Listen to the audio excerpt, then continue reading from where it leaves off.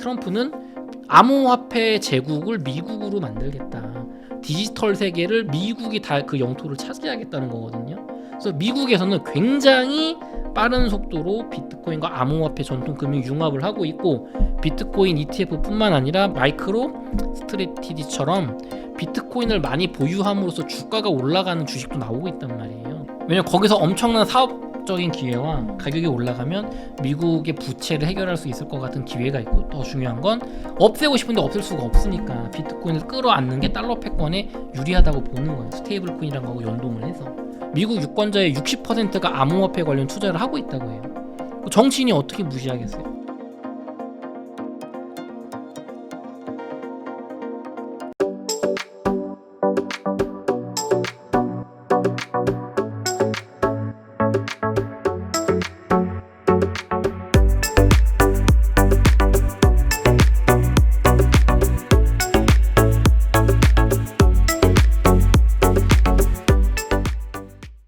안녕하세요. 인터뷰 진행을 맡은 카프카입니다. 오늘은 남덕현 이사님 모셨습니다. 이사님 안녕하세요. 안녕하세요. 네. 안녕하세요.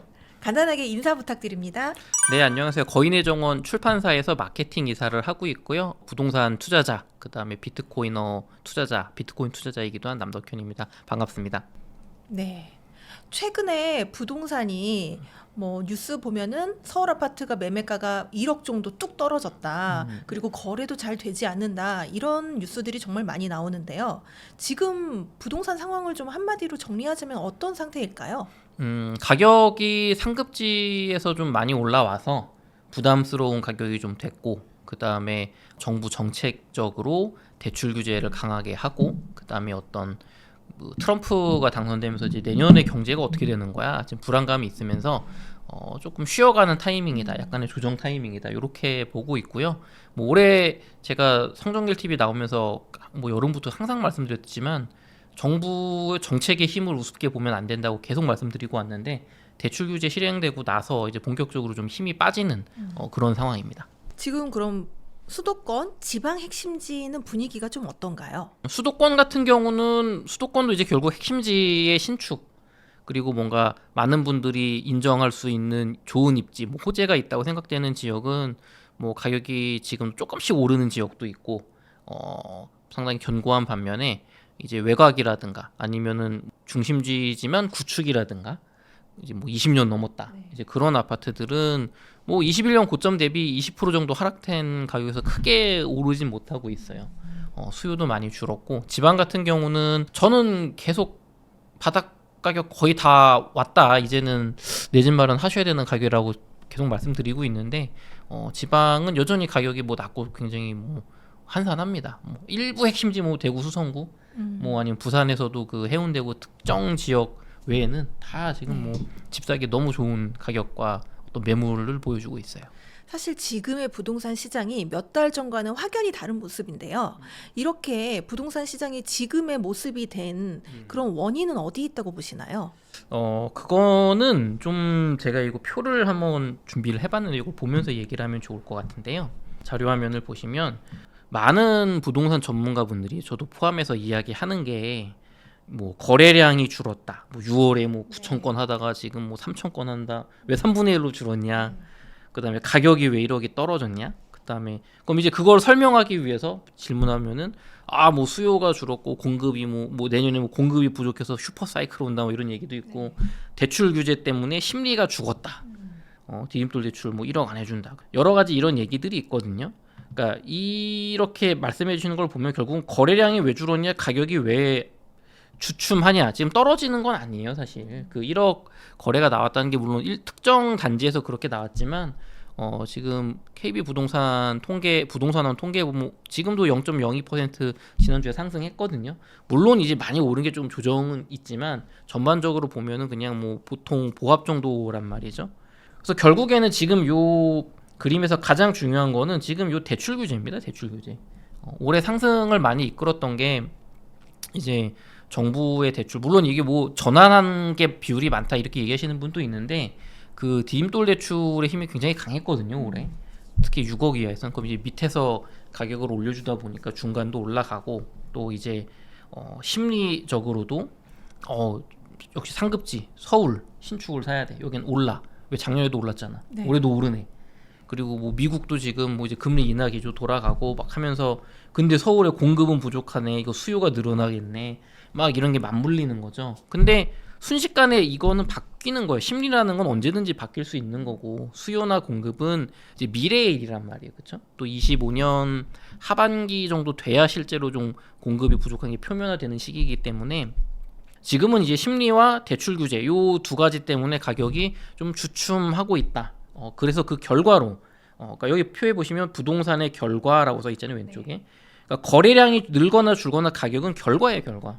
요 위에 것들 부동산 수급 레벨 수요가 많냐 공급이 많냐 심리가 좋냐 정책적으로 규제를 하냐 풀어주냐 세금을 지금 더 뭐 양도세 종부세 이런 거 뜯어내는 시기냐 청약제도를 개편을 해가지고 뭐 이거를 쉽게 받게 해주는 시기냐 아니면 국가가 지금 청약을 못하게 하려고 하는 거냐 더 위로 올라가면 이제 더 중요한 거는 우리나라 대한민국의 경제가 지금 좋냐 나쁘냐 정확히 말하면 미래에 좋아질 것 같냐 나빠질 것 같냐 이게 되게 중요하거든요 투자자 입장에서는.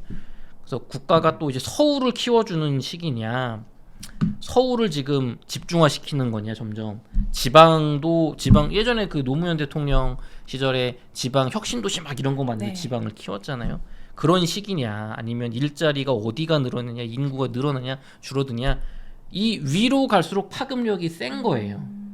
지금 많은 분들이 지방은 미래가 없어. 왜 인구가 줄어든대? 일자리가 왜 인구가 줄지? 거기 일자리도 없고 뭐 대학교도 없고 뭐 편의시설도 없으니까 점점 지방 소멸될 거야. 그러니까 지방에서도 대도시로 몰리잖아요. 그리고 지방 대도시보다도 예전 같으면 뭐 광주, 대구, 부산 아파트 있는 분들 뭐 건물 갖고 있는 분들 잘 살았는데 이걸 팔고 서울로 와야 될 것 같은데? 그래서 막 서울로 몰리잖아요. 그러니까 서울의 핵심지의 신축이 지금 막 뜨거운 거죠. 그러니까 이 밑에서 무슨 거래 뭐 수요가 어떻고 공급이 어떻고 대출 규제가 어떻고보다 훨씬 큰 근본적인 요인은 우리나라가 지금 어떻게 돌아가고 있냐 어떻게 미래를 사람들이 바라보고 있냐인데 지금 서울과 핵심지가 가장 큰 키워드고 그게 이제 부동산의 레벨로 갔을 때 대출 규제 뭐 디딤돌 대출 이런 거 상관없는 부자들이 하는 지역 강남 용산 뭐 잠실 뭐 과천 뭐 20 반포 이런 데 있죠. 그런 데는 어차피 대출 규제 뭐 정책 자금으로 사는 게 아니니까 그런 데는 이제 거기서도 이제 앞으로 그래 그럼 지금 구축보단 신축이 좋겠네. 나는 돈이 있으니까 뭐 지금 몇 년 동안 뭐 2, 3년 안 좋을 수 있지만 결국 얘가 3, 4년 뒤에 신축되면은 많이 오르겠네. 뭐 한남동도 그렇고 방배몇 구역도 그렇고 이제 그런 데 몰려가는 거죠. 그럼 이제 이건 부자들 얘기고 이제 중산층들도 저기가 오르는구나. 영끌해서 사야겠다. 그러는 거고. 근데 이제 요 대출 규제가 서민층 6억에서 한 9억 정도.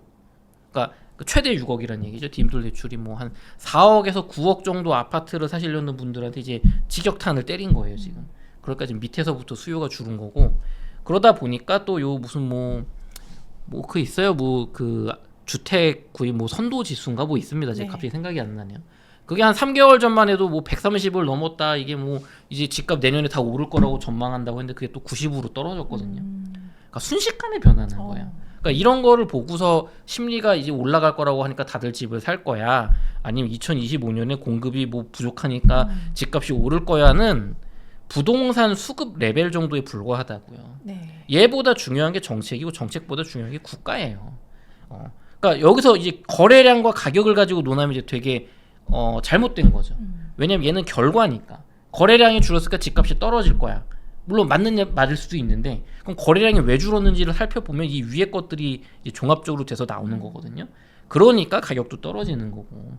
그래서 이런 거를 큰 숲을 봐야 된다. 이 밑으로 갈수록 나무에 불과하다. 네. 그래서 질문해 주신 거에 따르면 저는 대출 규제, 그 다음에 서울과 핵심지가 너무 많이 올랐다. 마지막으로 이제 우리나라의 경제에 큰 영향을 주는 미국 대통령이 트럼프가 되면서 불확실성이 지금 생겼다.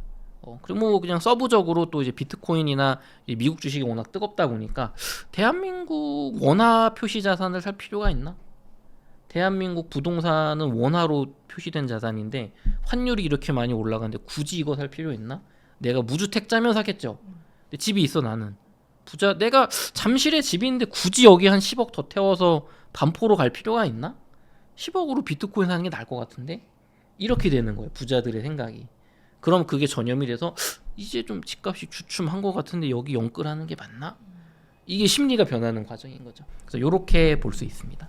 네, 사실 지금 뭐 몇 달 전과는 너무 다른 분위기 때문에 여기저기서 힘들어하시는 분들이 굉장히 많은데요. 지금의 시장 분위기가 언제까지 지속될 거라고 보시나요? 부동산 시장이 2025년에 좋을 거냐 나쁠 거냐는 사실 지금 보여드리는 이 표가 아니라 이걸 봐야 돼요. 이거. 이 아까 말씀드렸듯이 위로 올라갈수록 크게 봐야지 부동산이 어떻게 될지 맞출 수가 있다고 네. 했잖아요. 그러니까 이게 한 70년대에서 90년대까지는 요것만 봐도 됐어요. 우리나라가 미친 듯이 폭발적으로 넓게 보면 2000년대 중반까지 우리나라가 막 8% 이상 경제 성장하고 10% 경제 성장할 때 네. 이때는 뭐 미국이 뭘 하든 뭐 오일 쇼크가 터지는 경제 위기가 나도 미친 듯이 폭발적으로 성장하는 시기니까 그냥 악재를 한 1, 2년 우리나라가 성장하면 덮어버리는 거예요. 그러니까 국내 요인이 중요한 거예요. 네. 뭐 공급이 많냐, 뭐 규제가 뭐냐 이것만 보면 됐었는데 2008년 금융위기 때 한 번 증명을 했고 요번 2021년 급격한 금리 인상 때 완전히 증명을 했어요. 이제 부동산도 세계 경제 그중에서도 유동성이라는 얼마나 미국의 경제가 좋냐 우리나라가 그걸 잘 버텨내냐 달러가 많이 풀리냐 마냐에 이제 좌지우지되는 게 증명이 됐기 때문에 요 위에를 봐야 돼요. 제가 말씀드렸던 요 그림은 이 밑에인 거예요. 이제 한국이라는 경제도 이 밑에에 불과한 거예요. 부동산은 정말 그냥 뭐 요 밑에 조그만 거에 불과한 거고 우리가 봐야 되는 거 내년 부동산 오릅니까 떨어집니까는 미국의 경제가 금리를 장기적으로 올리는 방향으로 갈 거냐 내리는 방향으로 갈 거냐가 중요하고요. 달러를 강달러로 가가지고 우리나라 환율이 계속 1,400원, 1,500원을 할 거냐 아니면 미국이 약달러를 가서 우리가 뭐 1,200원, 1,100원으로 안정화가 될 거냐 미국의 인플레이션이 와서 뭐 금리를 인상하는 상황이 또 올 거냐 디플레이션으로 가서 금리를 계속 인하하는 상황이 올 거냐 지금 전 세계 유동성을 빨아들이는 비트코인 시장이 얼마나 또 내년에 강세장으로 갈 거냐 이런 경제가 되게 중요해요. 그리고 그거보다 또 위에가 있습니다. 미국 경제보다 더 중요한 거 그거는 미국이 몇십 년 동안 지금 거의 냉전 붕괴 이후 소련 붕괴 이후 30년 동안 이어왔던 세계화 네. 자유무역 기조가 트럼프 대통령이 당선돼서 보호무역으로 돌아갈 거냐 그러니까 우리나라 물건 안 사주고 미국 자체에서 생산해서 이걸 수출을 하면 우리나라 이제 경제가 수출이 잘 안 되잖아요. 그다음 신냉전 구조 한국, 미국, 일본, 한미일 동맹, 유럽, 서방, 범서방권, 북중러 이렇게 지금 갈등 구조가 계속 심해지고 있는데 이렇게 되면 서로 경제 협력에 당장 미국이 중국에 너네 어떻게 물건을 자꾸 파니 반도체 팔지 마. 너 우리 편이야 중국 편이야 선택을 하고 있고 우리는 이제 예전처럼 중국에 반도체 빠서 돈 벌 수가 없는 거예요.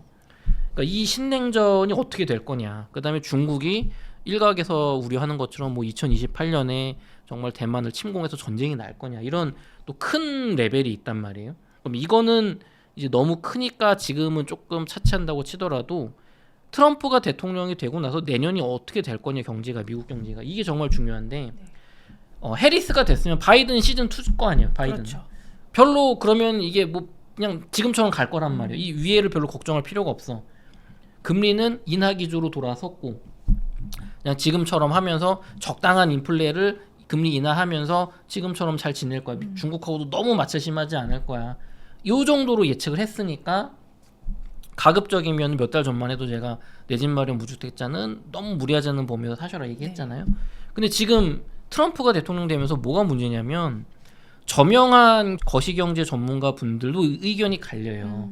저는 웅달책방이라는 유튜브 78만 유튜브에 사회자 PD 역할을 하고 있기 때문에 많은 거시경제 전문가 분들을 본단 말이에요. 지정학 전문가 포함해서 여러분들 이름 다 들어봤을 뭐 김광석 교수님, 네. 유신익 박사님, 뭐 홍익희 교수님, 그 외에 뭐 최영식 소장님 등등등 뭐 하락, 뭐 상승, 뭐 친서방, 뭐 친중, 뭐 여러 가지 성향들이 있으신 전문가 분들인데 일면을 보면 저도 몇 년 전부터 알아왔던 분들이기 때문에 잘 맞추신단 말이에요. 각자 잘 맞추시는 분들인데 의견이 갈리고 있어요.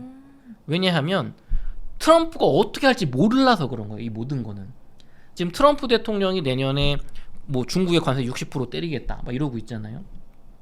그 다음에 감세 정책하고 국채 발행하겠다.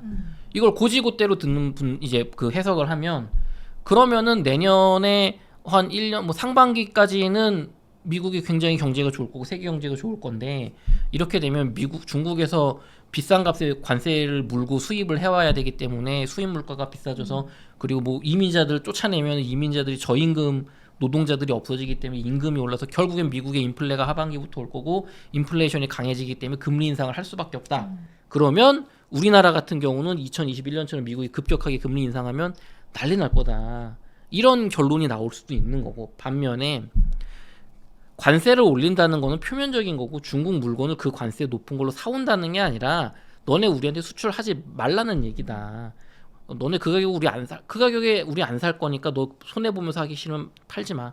그 대신 우린 미국에서 제조업을 육성해서 미국에서 물건을 만들어서 우리가 잘 먹고 잘 살게. 이거는 보호무역주의로 돌아간다는 얘기예요. 자유무역이 판이 깨지고 네. 과거 옛날 이제 제국 시대처럼 그냥 각자 내 나라에서 만들고지 뭐 식민지는 없지만 이렇게 가면은 디플레이션이 온다는 겁니다. 물건 가격이 오히려 그래서 뭐 금리를 오히려 낮춰야 된다. 이런 의견이 있는 반면 또 세 번째로는 골디락스 온다. 서서히 금리 인하하면서 너무 인플레도 안 오고 디플레도 안 오고 오히려 미국에서 지금 경제 황금기가 올 거다 트럼프 시대에 이런 의견이 있는데 지금 제가 들어보면 다 그럴 듯해요. 네. 저 같은 부동산 하는 사람이 부동산 투자자, 비트코인 투자자가 그분들보다 지식이 높을 수가 없잖아요. 그럼 여러분들한테 부동산 얘기하면서 거시경제 얘기하는 분들이 이런 이쪽 전문가분들보다 높지 못할 거 아니에요. 그렇죠. 그럼 지금 한국은행 총재님이나 뭐 기재부 장관님도 어떻게 될지 모르겠다는데 어떻게 합니까 제가? 그러면 결론은 결국은 트럼프 내년에 하는 거 보고 알 수 있는 거예요. 그렇죠? 그러면 내년에 한국 부동산이 어떻게 될 거냐? 요 밑에 있는 거. 이거는 우리나라가 어떻게 정책을 하느냐 마냐보다 우리나라 경제가 어떻게 돌아가느냐가 좀 더 중요할 거고 그거보다는 미국이 어떻게 하느냐가 핵심인 겁니다. 결국은. 그래서 지금 당장 한 2달치 정도의 유효한 전망.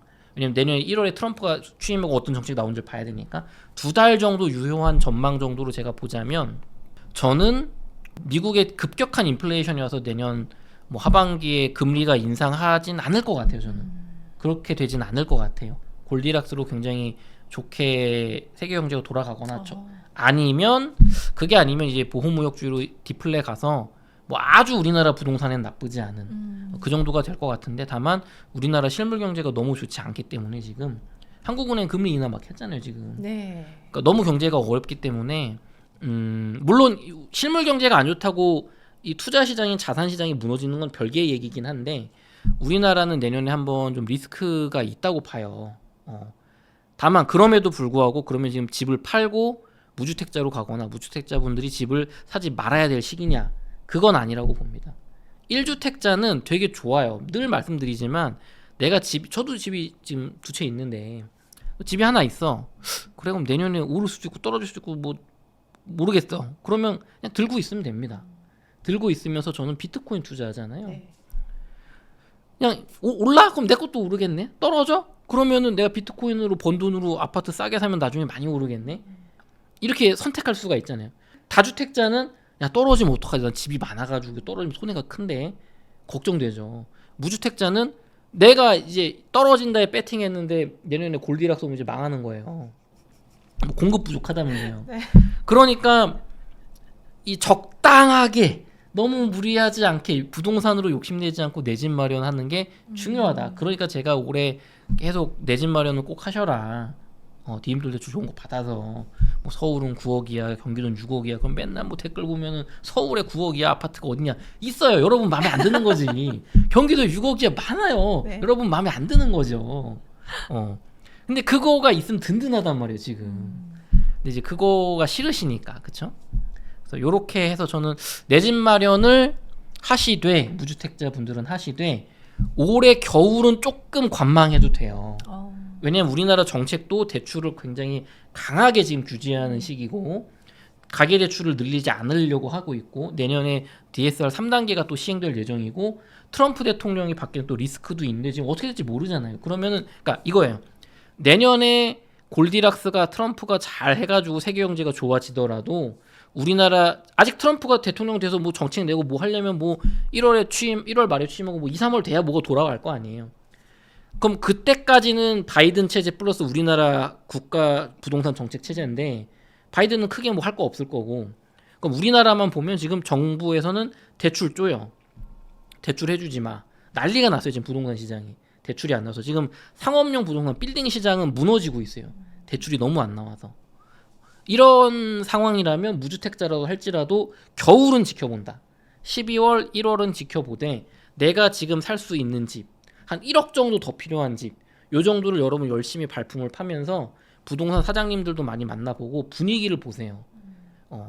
내가 지금 금액으로 살 수 있는 집을 보다가 내년 1월, 2월, 한 2월 정도쯤이 좋을 것 같은데, 보다가 야 이게 지금 보니까 집값이, 제가 또 1, 2월 한 2월 달쯤 다시 나와서 말씀드리겠지만, 이거 사는 게 좋을 것 같습니다. 미국의 정책 방향이 이렇게 갈 것 같아요. 라고 하면 그때는 이제 내 집에 맞는 거 사시고, 만약에 정부 정책이 더 쪼인다거나 경제가 안 좋아져서 한 1억 떨어졌다.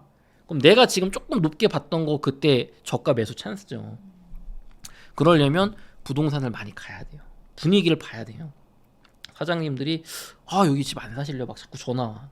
매물이 들고 있구나. 안 팔리는구나. 아니면 전화하면 막 잘 응대도 안 해주고 매물이 줄어들고 있구나. 이렇게 지금 발품을 팔아서 움직여야 돼요. 그래서 내년 뭐 한 2월에서 3월 중에 뭔가 방향성이 정해졌을 때 그때 내 집 마련을 할 수 있도록 혹은 하지 않도록 그 결정적인 결정을 할 수 있게 지금 미리 정보를 입수해야 될 때입니다. 방금 말씀해 주신 것처럼 한은에서 기준금리를 또 0.25%포인트 이제 내렸잖아요. 네. 이게 대출금리 인하로까지 이어져서 부동산 시장에 좀 훈풍을 불어들일 거라는 의견도 있는데 여기에 대해서는 어떻게 보시나요? 그것도 마찬가지죠. 제가 이 표를 보여드렸지만 여기서 이제 대출 규제나 세금 뭐 이제 금리는 이제 이쪽에 들어가는 거죠. 그러니까 이게 어떻게 방식이 작동하냐면 금리를 내리면 부동산 시장에 훈풍이 올 거다. 이거는 금리가 돈을 빌리는 대출 이제 이자잖아요. 그럼 이게 정통 부동산 이론에서는 어떻게 보냐면 전세를 월세로 치환하는 거예요. 네. 우리나라 전세 특수한 제도니까. 이게 100만 원인데 월세가 뭐 50만 원이었어요. 근데 금리가 올라가면 이 월세를 내가 유지해서 계속 그러니까 금리가 올라가면 내가 내는 대출이자랑 요 월세랑 비교했을 때 복잡하니까 간단하게 할게요. 가격이 내려가야 돼. 이 월세가 은행 금리가 올라가면 월세가 올라가거나 아파트 이 가격이 내려가야 돼요. 안 그러면 이 위험을 감수하고 부동산에 투자하느니 안전한 은행에 넣어서 이자를 먹는 게 낫다라고 돼서 자금이 빠져나가거든요. 그래서 금리의 급격한 인상 21년, 22년 때 왜 아파트고 상업용 부동산의 가격이 떨어졌냐, 특히 왜 상가가 많이 떨어졌냐, 100% 월세잖아요. 그러니까 여기는 월세가 못 올라오면 가격이 떨어져야 돼. 금리가 올라가면. 반대로 금리가 내려가면 그러니까 월세가 낮아지거나 아니면 건물 가격이 올라가야지 이게 거래가 되는 거예요. 이 어려운 거 그냥 짧게 갈게요. 그래서 금리가 0.25% 내려가면 뭐 100만 원 하던 건물이 뭐 110만 원이 돼도 여기 말이 되는 거예요. 그렇기 때문에 금리가 내려가면 일반적으로 좋은 건데, 금리가 내려가서 좋은데 중요한 건 공실이 안 나야지. 공실이 안 나지. 지금 상가들 난리잖아요. 공실 난다고 막 30%대 뭐 명동도 난리잖아요. 그러니까 상업용 부동산은 금리가 내려가는 게 중요한 게 아니고 자영업자들이 장사가 잘 돼야 되는 거예요. 그래야 이게 올라갈 수 있는 구조고, 아파트 같은 경우는 조금 다르죠. 지금 공실이, 아파트도 지방은 그러니까 금리가 내리든 말든 망하는 거야. 가격이 안 올라. 왜? 수요가 적으니까. 네. 근데 우리가 말하는 서울 핵심지, 뭐 대도시 이런 데는 금리가 내려가면 상승 영끌 빚내서 집 살 때 조금 금액이 줄어드니까 가격이 올라갈 요인이 된단 말이에요. 근데 그거는 결국은 금리가 인하한다는 건 수요를 자극하는 거거든요. 내가 한 5억짜리만 한 2, 3억 빚내서 살려고 했는데 금리가 0.25% 내려가서 5억 5천을 사도 될 것 같아. 내가 한 달 내는 이자 계산해 봤더니. 그러니까 수요가 늘어나서 5억 5천만 원 내는 아파트도 살 수 있는 수요가 생기는 거잖아요. 근데 이 수요도 물론 부동산 수급 레벨에서 중요하지만 심리도 중요하잖아요. 심리. 중요하죠. 그럼 결국에는 5억 5천으로 내가 빚을 더 내서 5천만 원 더 내서 이 집을 산다는 건 나중에 더 오르길 기대하고 사는 건데, 응? 지금 아까 말했지만 지금 세계 경제가 뭐 전쟁도 뭐 이스라엘 뭐 난리 났고 지금 러우 전쟁이 있고 트럼프 리스크 있어서 어떻게 될지 모르니까 관망하자가 하나가 있고, 두 번째는 정부가 자꾸 대출을 규제를 쪼이네. 내년도 이래가지고 더 떨어지는 거 아니야? 못 오르는 거 아니야? 그러니까 지금 뭐 거래량도 줄고 심리가 많이 죽었잖아요. 그럼 여기서 백날 뭐 2025년, 26년 공급 부족하다 얘기해도 수요가 공급이 부족한 것보다 더 쪼그라들어 버리면 가격은 못 오르는 겁니다. 심리도 회복되고 수요도 늘어야 돼요. 지금 당장에 이 영상 보시는 분들 올해 뭐 6월달, 7월달처럼 부동산 막 더 오르나? 영끌해야 되나? 이런 느낌 별로 안 들잖아요. 그때보다는. 그렇죠. 그럼 벌써 바뀐 거예요. 그럼 0.25%가 그걸 바꿀 정도 레벨이냐? 그건 아니라는 거죠. 금리가 뭐 한 1% 내린다. 0.5%씩 뭐 2번, 3번 내려. 이러면 좀 바뀔 수 있겠죠. 너무 싸니까. 네. 대출 이자가. 그러니까 지금 그 정도로는, 그러니까 작은 요인이다. 계속 말씀드리지만 이렇게 크게 봤을 때 뭐 이제 대출 규제나 뭐 이 금리 인하 요 정도 레벨보다 훨씬 중요한 건 인구 늘어나? 우리나라 서울 말고 지방도 살아날 거야. 서울에서도 삼성전자 지금 4만 전자가 하니까 평택 투자를 제가 권할 수가 없게 됐어요. 삼성전자 평택에서 이거 일자리로 저 동네를 먹여 살려야 되는데 잘 가려나? 이재용 회장님 잘 하려나? 이게 지금 훨씬 큰 거예요. 요인이. 금리가 뭐 0.5%고 나발이고. 그리고 그거보다 중요한 건 이 위에 단계들이 어떻게 될지 모른다. 그러니까 0.25%가 뭐 심리를 자극해서 부동산이 오른다. 그거는 그냥 작은 요인이고 결국은 내년 초에 가봐야 한다. 미국을 보자. 지금은 한국 부동산은 미국에 달려있다. 거시경제에 달려있다. 그리고 환율도 1,400원이잖아요. 여러분 한번 생각해보세요. 내가 돈이 0.25% 금리 깎아주는 것 때문에 내가 한국 부동산을 살 것이냐. 중산층이나 자산가 계층이, 투자자들이. 나는 당장 저만 해도 한국 부동산 안 사고 비트코인에 많은 돈을 넣었단 말이에요.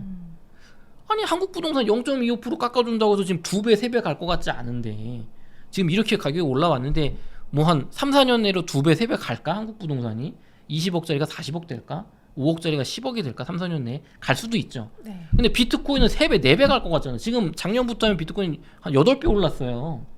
지금 여기서 2배 더 오르면 막 2억 5천 가면 16배 오른 거예요. 2년에. 그러니까 저쪽으로 투자할 수밖에 없는 거예요. 한국 주식도 안 좋은 거고. 네.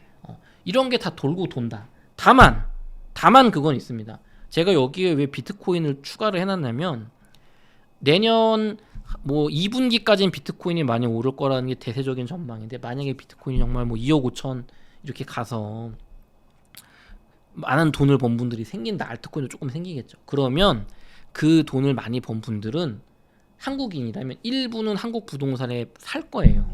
왜냐하면 너무 변동성이 크고 지금 고점을 한번 쳤기 때문에 야 내가 일부는 좀 안정적인 거 사야겠다. 근데 뭐 미국인이면 미국 부동산 때 한국인이잖아요. 그럼 어딜 사겠어요? 돈 많았어. 내가 한 20억 벌었어. 그럼 한 10억 정도는 뭐 한 50억 벌었어. 50억. 그럼 한 20억 정도는 한국 부동산에 넣을 수 있단 말이에요.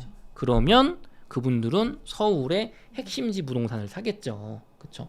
그러니까 서울의 핵심지의 그 비싼 지역의 신축이 될 새 아파트들은 왜 가격이 지금 덜 떨어지거나 전고점 수준을 유지하냐.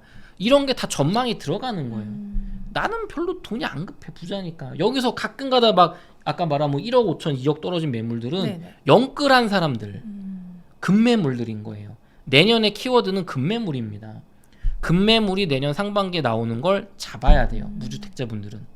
급매물은 영끌했다가 불안하거나 이자 감당을 못하거나 미래가 불투명해서 던지는 사람들이고, 그 물건을 잡아야 됩니다. 과거 2011년에서 2010년에서 13년 사이에 가장 신문기사 키워드가 급매물이었어요.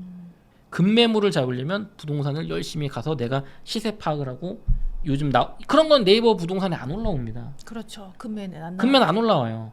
근데 거기서 내가 1억 싸게 샀어 봐. 그럼 뭐 10% 떨어지든 말든 뭔 상관이고 난 싸게 샀는데. 그러니까 이렇게 준비를 하시라는 거죠. 지금 선도지구 지정된 곳은 이렇게 호가가 많이 오르고 분위기가 좋은데, 이게 지정 안 된 곳은 상대적으로 또 분위기가 안 좋더라고요. 네. 그럼 우리가 앞으로 이렇게 선도지구에 지정이 안 됐다고 해서 또 외면할 게 아니라 좀 더 보면 좋지 않나요? 어떻게 보세요? 이게 위험한 투자입니다. 생각보다. 아, 그런가요? 그러니까 지금 또 일부에서 이 얘기랑 돌아가는 건데 이 뭐 선도지구 지정은 이 밑에 있는 거예요. 이 밑에. 요 밑에 요 단에 수급이나 뭐 정책 레벨에 있는 거죠. 물론 이 서울과 지방 어느 지방을 키울 거냐도 들어가지만 이거보다 중요한 건 먼저 이거고 거기서도 또 이게 어려운 게 요번에 분당을 제가 보여드리면 네. 분당이 이렇게 생겼거든요. 여기가 야탑이고 여기가 서현, 순회, 여기가 미금 이렇게 돼 있거든요. 여기가 뭐 오리 뭐 이렇게 돼 있겠죠. 그러면 요번에 선도지구에 된 게 여기 야탑의 구석에 이게 하나가 있고 그 다음에 대부분 서현과 순회에서 4개가 나왔거든요. 이렇게. 그다음 미금이라 정자 쪽은 하나도 안 됐어요. 60 몇 개가 참여했는데 그리고 이 많은 분들의 예상과 달리 요 서현역 쪽에 시범 삼성과 시범 이 한양 아파트가 있거든요. 누가 봐도 여기는 돼야 되는 지역인데 안 됐어요. 뭐 여러 가지 말들이 많습니다. 무슨 뭐 조합을 원래 이거 29 여기 시범 21은 됐거든요. 여기 시범 우성이랑 이게 통째로 합쳤으면 됐을 건데 뭐 사업성 때문에 여기가 조합이 뭐 하다가 뭐 점수가 낮아졌다, 눈에 났다. 그 다음에 뭐 풀로 받는다고 하죠. 그 공공기업, 그러니까 땅 내놔, 임대주택 많이 받아 뭐 이런 걸 다 안 받았다. 뭐 그래서 가점이 별별 얘기가 있는데 결론만 말씀드리면 이렇게 생각을 하는 거죠. 여기가 호가가 올랐으니까 돼서 여기는 안 됐으니까 떨어졌을 거 아니에요? 그럼 여기가 떨어지면 여기는 결국엔 될 지역이니까 지금 투자하면 돈 많이 벌지 않겠냐. 네. 이 논리가 맞잖아요. 네. 근데 이게 생각보다 오래 걸릴 수가 있어요. 과거에 그리고 아까도 말씀드렸지만 결국에는 부동산 미국의 거시경제가 안 좋아지면 이 선도지구도 못 갈 수 있다고요. 한동안. 뭐 5년 뒤에도 선도지구도 못 가고 막 조합을 해제하네 만에 싸울 수도 있어요. 이거 여러분 지금 말도 안 되는 소리 하고 자빠졌네 이러시겠지만 이게 불과 10년 15년 전에 제가 봤던 뉴타운 사업 그때 이제 재개발이었죠. 네. 낡은 빌라들 통째로 밀고 새 아파트 많이 올리자. 여러분들이 많이 보고 있는 흑석동, 흑석 뉴타운, 그다음에 뭐 저기 어디야 저기 광명 뉴타운, 거여마천 이제 재개발 사업 뉴타운이죠 거기도. 그다음에 경희궁자이, 교산신도시, 그다음에 장위 뉴타운 이런 것들 다 뉴타운이거든요. 이게 다 옛날에 빌라들 밀고 만든 건데 그때도 똑같았어요. 그때도 뭐 선도지구 해가지고 막 발표 나면 야 막 오른다. 잘 가죠. 근데 갑자기 2009년 막 10년에 뜨거웠다가 11년부터 부동산 가격이 꺾이니까 13년까지 하락하니까 뉴타운 해제해달라, 재개발구역 해제해달라고 막 싸웠어요. 분담금을 그게 어떻게 많이 내? 집값이 떨어지니까 분양가가 낮아지니까 조합원이 많이 내야 되잖아요. 하지 말자. 그때 이 약물고 한 조합은 다 대박 났죠. 아파트 돼서 분담금을 많이 냈지만 물론 이런 경험 효과가 있는데 중요한 거는 그거는 그렇다고 해서 이 사람들한테 내라고 하면 못 내요. 분담금 8억 내자고 하면 내겠습니까? 특히 여기 시범 한양 아파트 같은 경우는 소형 아파트가 되게 많거든요. 여기 이쪽 39역도 마찬가지고 소형 아파트 지금 내가 아파트가 5억인데 전세 끼고 내가 3억으로 샀어. 나한테 분담금 6억 내라고? 그 돈이 어딨냐? 그 돈이 어디 있어요? 그럼 반대한단 말이에요. 네. 여기 대형 평수 가진 분들은 평수 줄어들면서 하니까 막 찬성하겠지만 그러니까 결국은 이 무슨 분당이고 어디고 뭐 일산보다 분당이 좋다 이런 것도 맞지만 선도지 이 재건축 사업은 1기 신도시 재건축은 무조건 집값이 올라가느냐 마느냐 보합이냐에 달린 거예요. 집값이 지금 수준으로 보합이다. 저는 선도지구는 갈 거라고 봅니다. 선도지구는 갈 거라고 봐요. 어떻게든. 근데 다른 지역들은 오래 걸릴 수가 있다. 오래 걸릴 수가 있다. 집값이 떨어진다. 선도지구도 못 간다고 봅니다. 오래 걸릴 거라고 봐요. 지연될 거라고 봐요. 막 4년, 3년, 4년, 5년. 집값이 상승한다. 골디락스 온다 내년에. 그러면은 선도지구 아닌 곳도 막 폭등할 겁니다. 특히 이 시범 아파트 아니면 여기 파크타운 이런 데 많이 올라갈 거예요. 다음 타자는 우리야. 이제 선도지구 선정 안 한다고 했거든요. 정부가. 자체적으로 지자체적으로 한다고 했는데 뭐 돌아가면서 하더라도 되든 안 되든 저기보다 21구역보다 우리가 입지가 좋은데 왜 안 돼? 언젠간 되겠죠. 근데 우리는 공원도 보고 역에서도 가깝고 더 좋아. 그러니까 우린 더 얘네보다 우린 더 뒤에 지어지니까 더 신축이잖아. 입지가 더 좋잖아. 그럼 더 비싸게 분양하겠지. 그렇죠. 그러니까 더 받아야지. 이 논리가 통해요. 근데 이제 집값이 떨어지면 지금 광명 마피처럼 되는 거죠. 그러니까 이런 투자를 영끌해서 하면 안 됩니다. 돈이 있는 사람은 해도 돼요. 로또 복권 묻어두듯이 분당에도 요거 한 5억 묻어놓고 한남동에도 한 10억 묻어놓고 일산도 뭐 재수 좋으면 되지 않을까? 한 1억 5천 묻어놓고 이렇게 한 4-5군데 묻어놓으면 아니면 지방에도 막 묻어놓는 거예요. 저기 부산 삼익비치 이런 데도. 네. 그럼 돌아가면서 한 뭐 5년마다 하나씩 터져요. 이런 분들은 그린벨트에도 하나 묻어. 이거 30년에 한 번 터지는 거죠. 그러면 하나 터져 그럼 여기서 벌고 저거 안 터져면 여기서 벌어서 몇 년 기다리면 되겠지. 안 되면 뭐 손자 물려주면 손녀한테 물려주면 되잖아. 그런 분들은 해도 되는데 내가 돈이 없는데 무주택자인데 내가 지금 큰 돈 벌 건 이거밖에 없어. 신축, 재개발, 재건축 너무 비싸. 좋은 입지 너무 비싸. 마피난 거 저런 입지는 안 돼. 역시 분당 같은 데 해야 돼. 영끌에서 이거 사야지. 조심하시라고. 사더라도 소형 사세요. 소형. 네. 소형. 그나마 돈 갭 투자 조금 들어가는 거. 그런 거는 한번 걸어볼 만한데 그래도 저는 그거보다는 내 집 마련하시고 하시는 게 낫지 않나. 그래서 결국은 이 투자도 그렇지 이럴 수 있죠. 내년에 상반기를 보면서 미국이 금리 인하 기조로 가고 전 세계가 금리 인하 기조로 가고 미국의 경기 침체 안 온다. 우리나라 경제 침체 안 온다. 결국엔 실물 경제 극복할 거고 골디락스 온다. 그러면은 그때는 한번 걸어볼 만하죠. 지금은 안 된다는 겁니다. 지금은 한 2-3달 지켜보면서 공부 열심히 하시고 그러셨으면 좋겠고요. 그리고 여러분 이거 조심하셔야 돼요. 그 선도지구 발표 날 때 정부에서는 뭐 사업성을 본 게 아니라 주민 동의율을 보고 공공기여분을 보고 종합적으로 고려해서 막 했다고 하잖아요. 물론 그러니까 이제 그래가지고 얘가 떨어진 거다라고 하는데 그거는 제 경험상 그냥 대외적인 논리입니다. 정부가 사업성이 좋은 거를 먼저 재건축을 시키고 싶었으면은 여기가 대지 지분이 넓고 사업성이 좋고 뭐 빨리 갈 수 있을 것 같아서 했을 겁니다. 뭐 동의율은 다 대동송이했어요. 했을 거고 반대로 지금 보시면 여기 막 이런 데 막 해주잖아요. 여기를 안 해주고 예를 들면 이 역에 가까운 데만 해줬어요. 사업성 좋은 데만. 이쪽 분들이 역시 우린 찬밥이고 안 되겠구나 이럴 거 아니에요. 그러니까 안배를 잘 해서 이런 곳도 해주고 여기도 해주고 보시면은 이게 야탑에 이런 데도 해주고 저런 외곽도 해주네? 그러면 우리도 해주지 않겠어? 그러면 집값이 잘 유지가 되겠죠. 근데 중심부만 해주면 외곽은 역시 안 되는 거고 떨어질 거 아니에요. 제가 아까 말했지만 정부는 1기 신도시 재건축을 해내야 돼요. 국가 입장에서. 그러니까 유지를 시켜줘야 돼요. 그럼 정자나 미금은 왜 안 해주냐 이거예요. 정자 특히 이쪽에 사업성 좋은 데 많은데 여기는 좀 기다려도 결국엔 될 곳이니까. 그럼 반대로 이러겠죠. 다음에 이제 선도지구는 아니지만 성남시에서 뭔가 지정을 할 때 순차적으로 진행하거든요. 다음 타자는 정자일 거야. 이럴 수 있잖아요. 아닐 수 있다는 거예요. 아니다. 이게 기준이 모호하다. 네. 그냥 정부 맘대로 한다. 정자 안 해주고 갑자기 미금할 수 있는 거고 오리할 수 있는 거고 여기 미금이나 정자면 역시 우리는 분당의 끄트머리를 안 돼. 우리는 안 되는 거야. 갑자기 여기 하나 해줄 수 있는 거예요. 그럼 막 또 논리가 나오죠. 여기는 왜 해줬냐. 여기는 뭐 대지 지분이 크고 뭐 이래서 그랬다. 다 그냥 갖다 붙이는 말이라는 거지. 제 얘기는. 그러니까 결론은 어디가 될지 몰라. 네. 어디가 될지 몰라. 그 고위층에 아는 분이 있는 거 아니면 어디가 될지 몰라요. 이거 영끌에서 무조건 이거 다음에 선정된다. 이 투자는 자금이 여력 있는 분들 아니면 조심하자. 그래서 마찬가지로 요번에 평촌도 여기가 평촌의 핵심이란 말이에요. 범계역 주변. 근데 여기가 됐어요. 여기.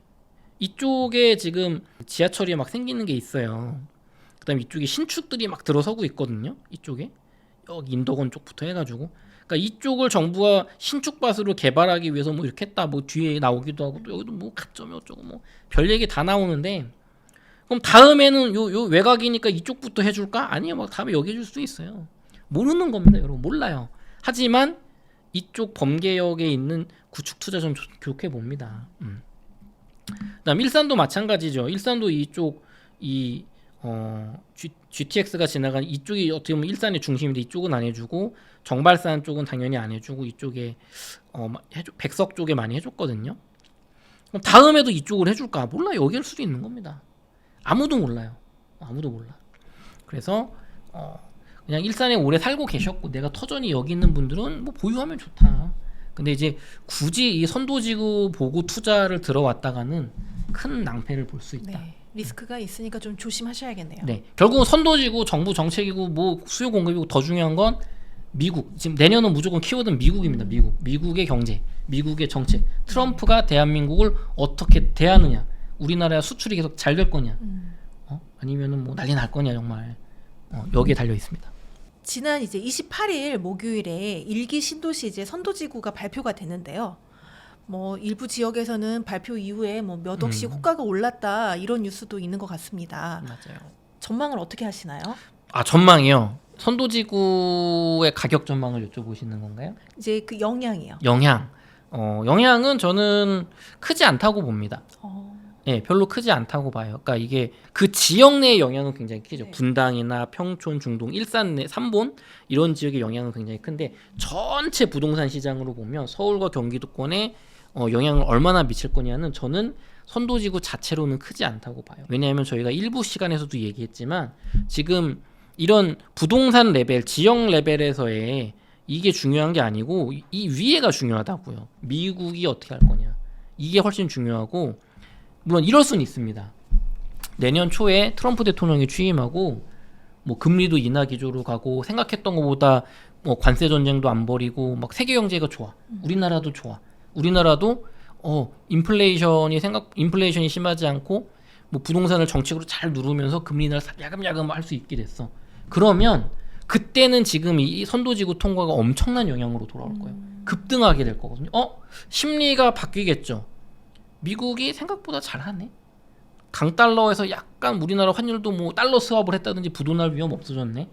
그다음에 뭐 인플레이션 심각하지 않네. 뭐 중국이랑 뭐 신냉전 시대 열린가 했더니 갑자기 러우 전쟁 트럼프가 24시간에 종전하고 이스라엘 갑자기 말자들어서 꿇어 했더니 중동 애들 다 꿇고 생각보다 잘 돌아가네. 그다음에 미국에서 친환경 정책 폐지하고 저유가로 막 잘 돌리네. IRA법 폐기하고 난리 날 줄 알았더니 뭐 트럼프가 한국 입장을 나름 고려해줘서 뭐 2차 전지 산업, 반도체 산업 우리도 그냥 먹고 살 만큼 하게 해주네. 이러면 그러면 지금 서울이 공급이 부족하지 않냐? 갑자기 이제 막 수요 공급 얘기가 막 돌아가는 거죠. 그때 정부에선 대출 규제로 누를 거예요. 또 서울을. 전에도 말씀드렸지만 정부는 뜨거운 서울을 어떻게든 어려운 거 해야 돼요. 금리를 인하하면서 경제를 살리기 위해서 금리를 인하를 하면서 금리를 인하면 부동산에 사람들이 심리가 돌아서 돈이 들어올 텐데 뜨거운 서울과 경기도를 못 사게 막고 차가운 지방을 사게 돌려야 되거든요. 얼마나 없겠어요. 이 상황에서 대통령도 트럼프로 바뀐 거 이상한 놈으로. 이상한 놈이 아니라 그 예측 불가능한 분으로. 네.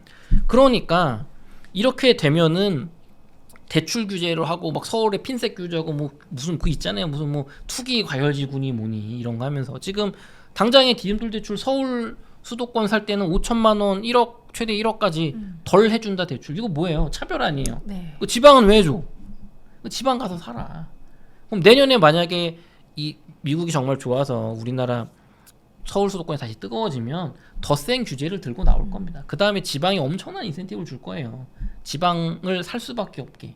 지금 여기 방송 나와서 지방이 너무 좋습니다. 적어도 지방 사시는 분들은 지방에 내 집 마련하십시오.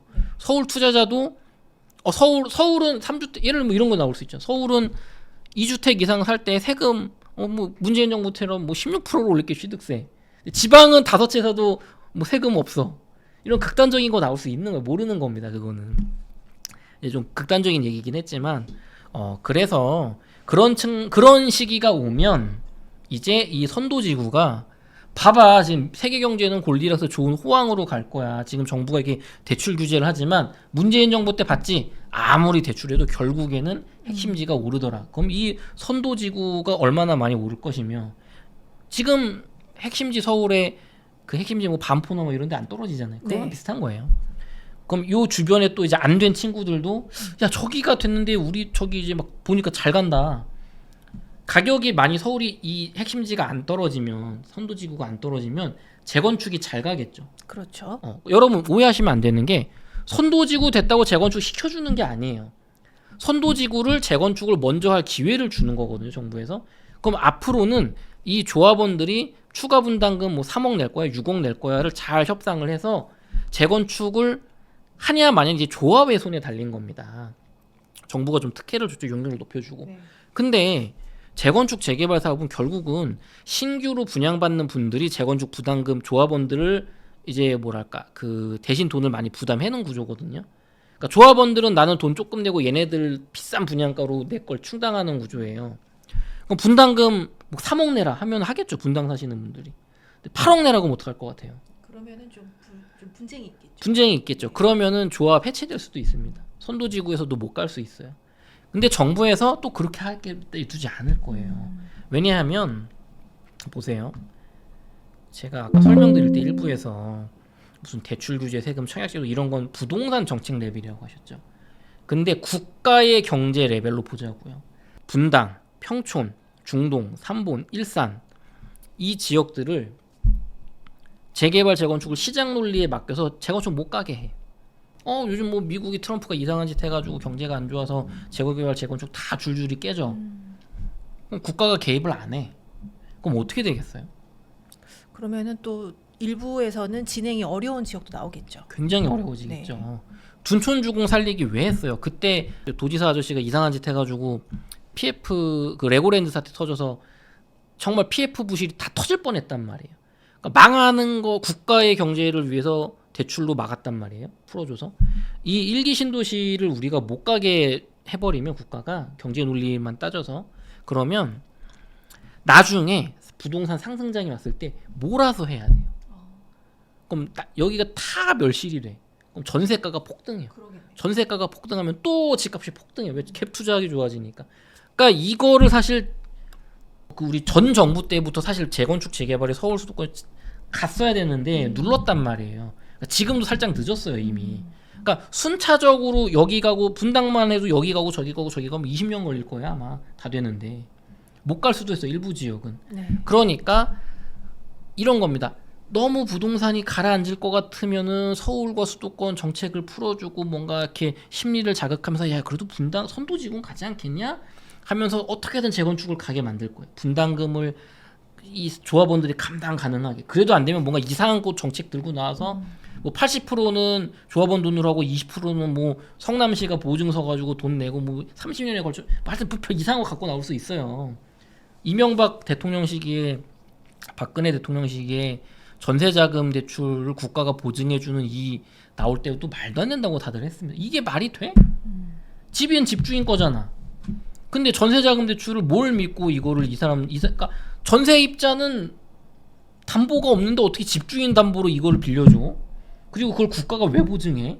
사인 간의 대출 거래인데. 근데 그게 지금 자리 잡았잖아요. 그렇죠.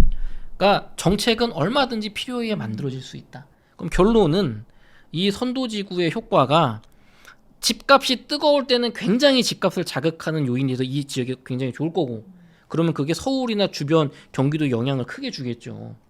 근데 반대로 내년에 미국에서 어떤 경제가 내년 초엔 좋아도 내년 하반기 안 좋아진다거나 이런 리스크 때문에 우리나라 부동산이 생각보다 많이 못 오르면 야 이거 재건축 가야 되냐 말아야 되냐 막 혼란이 있으면서 주변에 영향이 떨어질 거예요. 선도지구 별거 없네. 집값 안 오르네. 그럼 그때 이제 정부에서 군부를 떼면서 어떻게든 집값을 유지하고 이 선도지구 재건축을 빨리 가게 할 겁니다. 그 대신에 정부가 말하는 대로 뭐 2027년 착공 29년 완공 이런 건 택도 없겠죠. 네. 하지만 뭐 2030년 착공 요 정도는 만들어낼 거예요. 33년 입주 이렇게. 그리고 그 시기 전에 또 부동산 불장이 올 겁니다. 결국에는 이거 너무 얘기가 길어지니까 집값이 못 오른다고 하는 건 미래에 집값이 많이 오른다는 호재고요. 집값이 지금 많이 오른다는 거는 미래에 집값이 많이 오를 힘을 소진하고 있다는 악재입니다. 사실. 요건 너무 긴 얘기니까 넘어갈게요. 네. 그래서 선도지구 통과는 일단 좋은 겁니다. 뭐든지 네. 좋은 거예요. 당장 그게 가격으로 반영되려는 거는 상승장이 왔을 때 많이 반영이 될 거다. 사실 이렇게 선도지구에 선정된 지역들 단지들은 굉장히 지금 뭐 호가도 올라가고 좋아하시는 반면에 오히려 경기도 특히 수도권에 마피가 나는 지역들도 마피 분양권이 나오는 지역들이 있다는 뉴스도 나오고 있습니다. 상당히 상반된 내용인데요. 지금 구체적으로 어떤 지역에 어떤 물건들인가요? 예를 들면 광명이나 이제 평촌에 그런 신축 아파트들 뭐 광명 재개발 3구역인 거 제가 정확히 기억이 안 나요. 그 재개발 구역이 있거든요. 네. 거기 되게 비싸고 인기 많았던 지역인데 분양가가 이제 너무 높다 보니까 두 번째로 야 광명에 15억을 넣을 거면 대출을 더 받아서 20억을 서울에 사는 게 낫지 않나? 아니면은 그 정도 돈을 넣을 거면 차라리 저기 노량진에 가면은 재개발 초기 투자 자금 한 10억에서 12억이면 사는데 광명이 낫냐 노량진이 낫냐? 노량진이 낫잖아요. 그 다음에 15억이면은 저기 어디야 방배동 그래도 넣을 수 있거든요. 네. 서초구 쪽에 광명 물론 이제 대출이 아니라 내 돈이 그만큼 필요하죠. 영끌 대출할 거면 영끌 해가지고 서초구 방배 몇 구역이 낫지 않나? 광명보다는 아니면은 뭐 부가현 2구역 부가현이 광명 15억짜리에 살 분이 내 돈 한 7, 8억 있다고 하면 지금 서울역 근처 저 아현동 위에 마포레미안 푸르지오 위에 네. 부가현 2구역 3구역 재개발이 지금 조합장들 때문에 되게 프리미엄이 떨어졌다 한 8억이면 7, 8억이면 산단 말이에요. 리스크가 있지만 리스크를 감수하고서라도 광명보단 거기가 나을 수 있거든요. 장기적으로 봤을 때 언젠간 될 거야. 네. 광명이나 아니면 서울역 앞에가 나. 서울역이 낫죠. 그렇죠. 이런 논리들이 발생을 하고 야 그러면은 당장 진행되고 있는 거 거여마천 가면은 내가 한 6억 넣으면 되는데 광명보단 거기가 낫지 않나? 공부한 분들 입장에서 그럼 단순히 공부 안 하고 그냥 청약 넣는 분들도 2022년 초에는 13억 5천이 둔촌주공 분양가였는데 광명이 15억이야? 열받네. 떨어지지 않을까 내년에? 기다리는 게 낫지 않을까? 그렇게 심리가 도는 거죠. 그러니까 이제 마피가 나고 있고 평촌 뭐 인덕원 밑에도 마찬가지예요. 이제 인덕원 밑에 뭐 여러 가지 뭐 월판선 호재했다고 하는데 평촌의 그 중심가 학군 좋은 그쪽이 아니라 밑에 지역이거든요. 그러니까 이제 거기에 또 워낙 고분양가로 하다 보니까 마피 나죠. 근데 이게 한 6월에는 마피 안 났어요. 왜 났을까요? 이제 분위기가 부동산 분위기가 좀 식은. 그렇죠. 벌써 식품이 바뀌니까. 네. 그래서 이런 재개발, 이런 분양이나 재개발 쪽은 그 신축이잖아요. 공동주택이 신축이잖아요. 신축은 새 거니까 미래에 더 오를 수 있으니까 프리미엄이 많이 붙는데 지금 분위기가 바뀌면 야 그냥 광명에 저기 옆에 20년 된 거 보니까 6억이면 산다. 그럼 15억짜리 새 아파트를 받느니 내가 꼭 광명에 살 거면 20년 된 거 6억에 사고 9억으로 서울에 갭 투자해 놓는 게 나은 거 아니야? 새 아파트 될 거? 아니면 9억으로 비트코인 사는 게 낫는 거 아니야? 로 돌잖아요. 네. 이 15억짜리가 20억, 25억이 될 것 같아야지 사는 거지. 그러니까 결국 다 돌고 도는 거예요. 오를 것 같아야 사는데 이게 한 10억이면 샀겠죠. 10억이면은 많이 오르겠네. 뭐 안전 맞음 이상한 거 있잖아요, 논리들. 근데 저기 제가 올해 한 3, 4월쯤인가요? 그때 아는 그 작가님께서 송도에 뭐 10억짜리 오션뷰 뭐 이거 33평 분양가 괜찮냐고 해서 제가 작가님 10억이면 너무 비싸지 않아요? 그 돈이면은 서울에 하시는 게 낫죠. 대출 생각하더라도 거기 지금 마피 한 2억 났을 거예요. 1억 이상 났거든요. 그러니까 이제 그런 논리인 거예요. 그때는 그거를 고민할 만했지만 그렇죠. 이제는 너무 비싸졌다. 근데 또 사실 우리가 시간이 지나고 보면 또 이렇게 마피가 나거나 또 미분양이 났을 때가 오히려 또 기회다라는 이야기들도 있잖아요. 맞아요. 그래서 지금 마피 분양권이 혹시 기회라고 보시나요? 지금 마피 분양권이 조금 애매해요. 왜냐하면 시기적으로 과거 2010년에서 13년 사이, 뭐 길게는 15년 사이까지 봤을 때 그때는 집값은 끝났다라는 생각이 너무 그러니까 경제가 굉장히 좋았음에도, 그러니까 2008, 9년 안 좋았지만 그 이후엔 좋았음에도 우리나라가 막 7, 8% 성장 찍을 때잖아요. 근데 금리는 뭐 역대급으로 낮았죠. 제로 금리하고 있었으니까. 네. 거의. 그럼에도 불구하고 집을 안 샀을 때는 서울의 외곽권에도 마피가 났어요.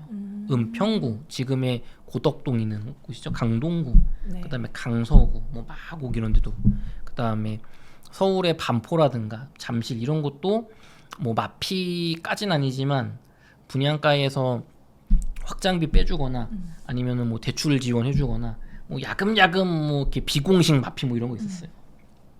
좋았죠.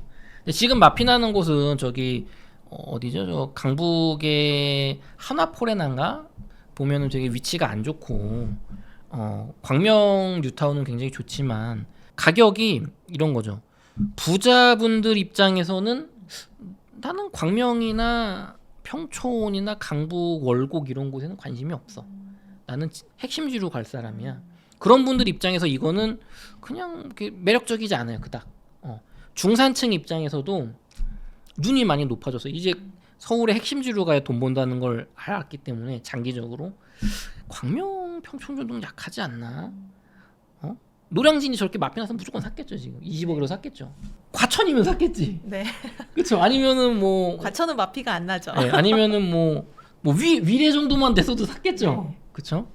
그러니까 이 지역이 조금 더 중심지로 마피가 들어와지면 그때는 살 거예요, 중산층이. 근데 지금은 거기는 미분양이 안 나는 거죠, 마피가. 그러면 이제 서민층 입장에서는 한 6억에서 9억 정도 최대 6억. 그러니까 서민 디딤돌 대출로 사는 분들, 네. 9억 보금자리론으로 사는 분들. 사실 이게 서민이 아닌데 서민분들 우리나라 평균 자산이 3억이니까 이게 서민이 아닌데 이상하게 부동산 시장을 서민으로 보니까. 네. 그러니까 이분들 입장에서도 내가 6억 정도 집 보는데 15억짜리 광명이 미분양 있다고 살 수가 있나? 6억짜리 집도 난 3억을 대출 받아야 되는데. 네. 그러니까 남 얘기인 거예요. 그러니까 애매한 겁니다. 이게 팔리려면 15억짜리가 마피가 2억 3억이 났어. 12억이야. 야, 그럼 내가 한 9억 정도 집 살려는 분이 내가 한 6억 있어서 한 3억 대출 받으려고 했는데 6억 영끌에서 한 12억짜리 가볼만 하지 않을까? 가 돼야죠. 근데 15억은 못해. 돈이 없어. 그러니까 떨어져 줘야 되는 거예요, 가격이. 그래서 마피가 더 떨어져 줘야 되는. 그럼 내년에 부동산장이 안 좋아진다면 더 할인을 할 수도 있겠죠. 네. 아니면 저 대구처럼 입주할 때 잔금 유예. 입주할 때 잔금 몇 억 내지 말고 그거 전세로 맞추고 한 4년 뒤에 내세요. 아니면 뭐 무이자 할부 대출 해줄게요. 우리 기업에서. 그러니까 기업이 이자를 대신 내주는 거예요, 네. 결국은. 그런 거 나오면 또 고려해 볼 수 있겠죠. 아까 말한 일부에서 말한 0.25% 금리, 그러니까 야금야금 내려서 금리도 한 1% 내려가고 네. 이게 다 되면 들어올 수 있겠죠. 근데 지금은 시기상조다. 다만 내년에 일부에서 나눴던 것처럼 미국의 골디락스가 왔다. 우리나라 경제 좋을 것 같다. 분위기 바뀌었다. 그러면 지금의 마피는 순식간에 또 없어질 겁니다. 중산층이 이제 더 오를 것 같은데 내 돈으로 갈 수 있는 데가 여기인데 여기는 뭐가 장점일까요? 지금 마피 나는 데는. 새 아파트라는 장점? 그죠? 새 아파트죠. 네. 입지가 광명 같은 경우 광명 재개발 구역은 나쁘지가 않아요. 네. 이 사실 평촌도 평촌은 사실 안양급인 그 아파트가 있어서 그건 좀 별론데 네. 광명이 나쁘지 않거든요. 잘 찾아보면 그런 데가 있습니다. 그리고 이 부천 쪽에 가면 또 가격 훨씬 딱 내려가는 곳들도 네. 있고. 근데 그런 지역들의 장점은 일단 새 아파트다. 그다음 내가 고를 수가 있죠. 미분양 난 거, 마피인 것들. 그렇죠. 여기가 나한테 제일 좋아. 투자성이 있어. 고를 수 있죠. 세 번째는 제일 중요한 건 뭘까요? 세 번째. 뭔가요? 목돈이 필요하지 않습니다. 아, 그렇죠. 아무리 광명 아파트가 15억이라고 할지라도 지금 당장 뭐 1억 5천 3억 계약금 10% 20%만 내세요. 뭐 급한 데는 5%만 달라고도 해요. 그럼 10% 1억 5천은 내가 있어. 근데 1억 5천으로 10억짜리 아파트를 살 수 있을까? 살 수 있습니다, 여러분. 내가 수입이 많은 분이면. 내가 모은 돈은 적지만 와이프랑 남편이 결혼해가지고 맞벌이하면서 막 우리 한 달에 800만 원, 1000만 원 벌어 월급으로. 그런 분들은 사실 이거 내가 맘먹고 모으면은 1년에 막 5, 6천도 모으거든요. 네. 근데 지금 청약해가지고 3년 뒤에 입주야. 그럼 내가 한 달에 우리 어깨 이 허리띠 졸라매고 3년 동안 애 낳지 말고 바짝 모아가지고 한 1억 5천 모으자. 그럼 내가 지금 1억 5천 있어. 여기 1억 5천이면 3억 되죠. 그 다음에 이분들은 또 첫 집 살 때 퇴직금 중간 정산이라고 그것도 많이 나와요. 돈을 많이 버니까. 그 다음에 또 내가 교사야. 교사면 뭐 교직원 대출 이런 거 막 1억 5천 빵빵 나옵니다. 여기에 아니면 애도 한 3명 나가지고 정부 대출 받든지. 최악의 경우는 입주하지 말고 전세 주자. 응? 전세 주면 되잖아. 전세가 많이 올라와 있으니까. 그러면 결국은 15억이지만 한 7억만 있으면 돼요. 나머지는 전세 맞추면 되니까. 그리고 돈을 1억 5천 내고 뭐 10%, 1억 5천씩 뭐 8개월마다 내는 거거든요. 그러면은 상황이 나빠지면은 또 이거를 또 야 그냥 이거 중간에 빵빵백이라고 해서 마지막에 다 내는 거. 그냥 잔금 떼내 3년 동안 내지 마. 그러면 나는 1억 5천만 있으면 되잖아. 그러면 그런 조건에 맞는 아파트들 급한 데부터 나오잖아요. 대구엔 이미 그런 데가 많이 있고. 그러면 물론 이제 그런 아파트는 또 우리 눈높이 안 맞아요. 마음에 안 들어 그 지역이. 이제 거기서 싸우는 건데. 그러면은 이제 그런 데를 분위기가 조금 바뀐다 싶으면 선도적으로 들어가는 분들이 계시겠죠. 그래서 순식간에 마피는 없어질 거예요. 그래서 이런 아파트들은 여러분 눈여겨 보십시오. 네. 내가 한 9억 정도가 내 부담 능력인데 제가 아까 일부에서 올 겨울은 조금 지켜보아도 된다 그랬잖아요.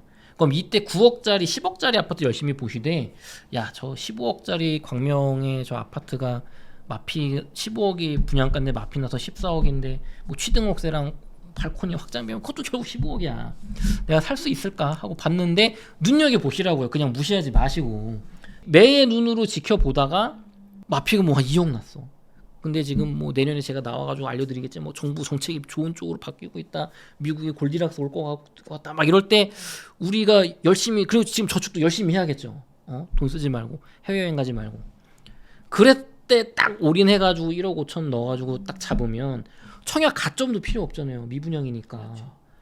아니면 조합원 입주권 사든지. 그러면 만약에 골디락스 오면 저 15억짜리 아파트가 순식간에 25억 30억 간단 말이에요.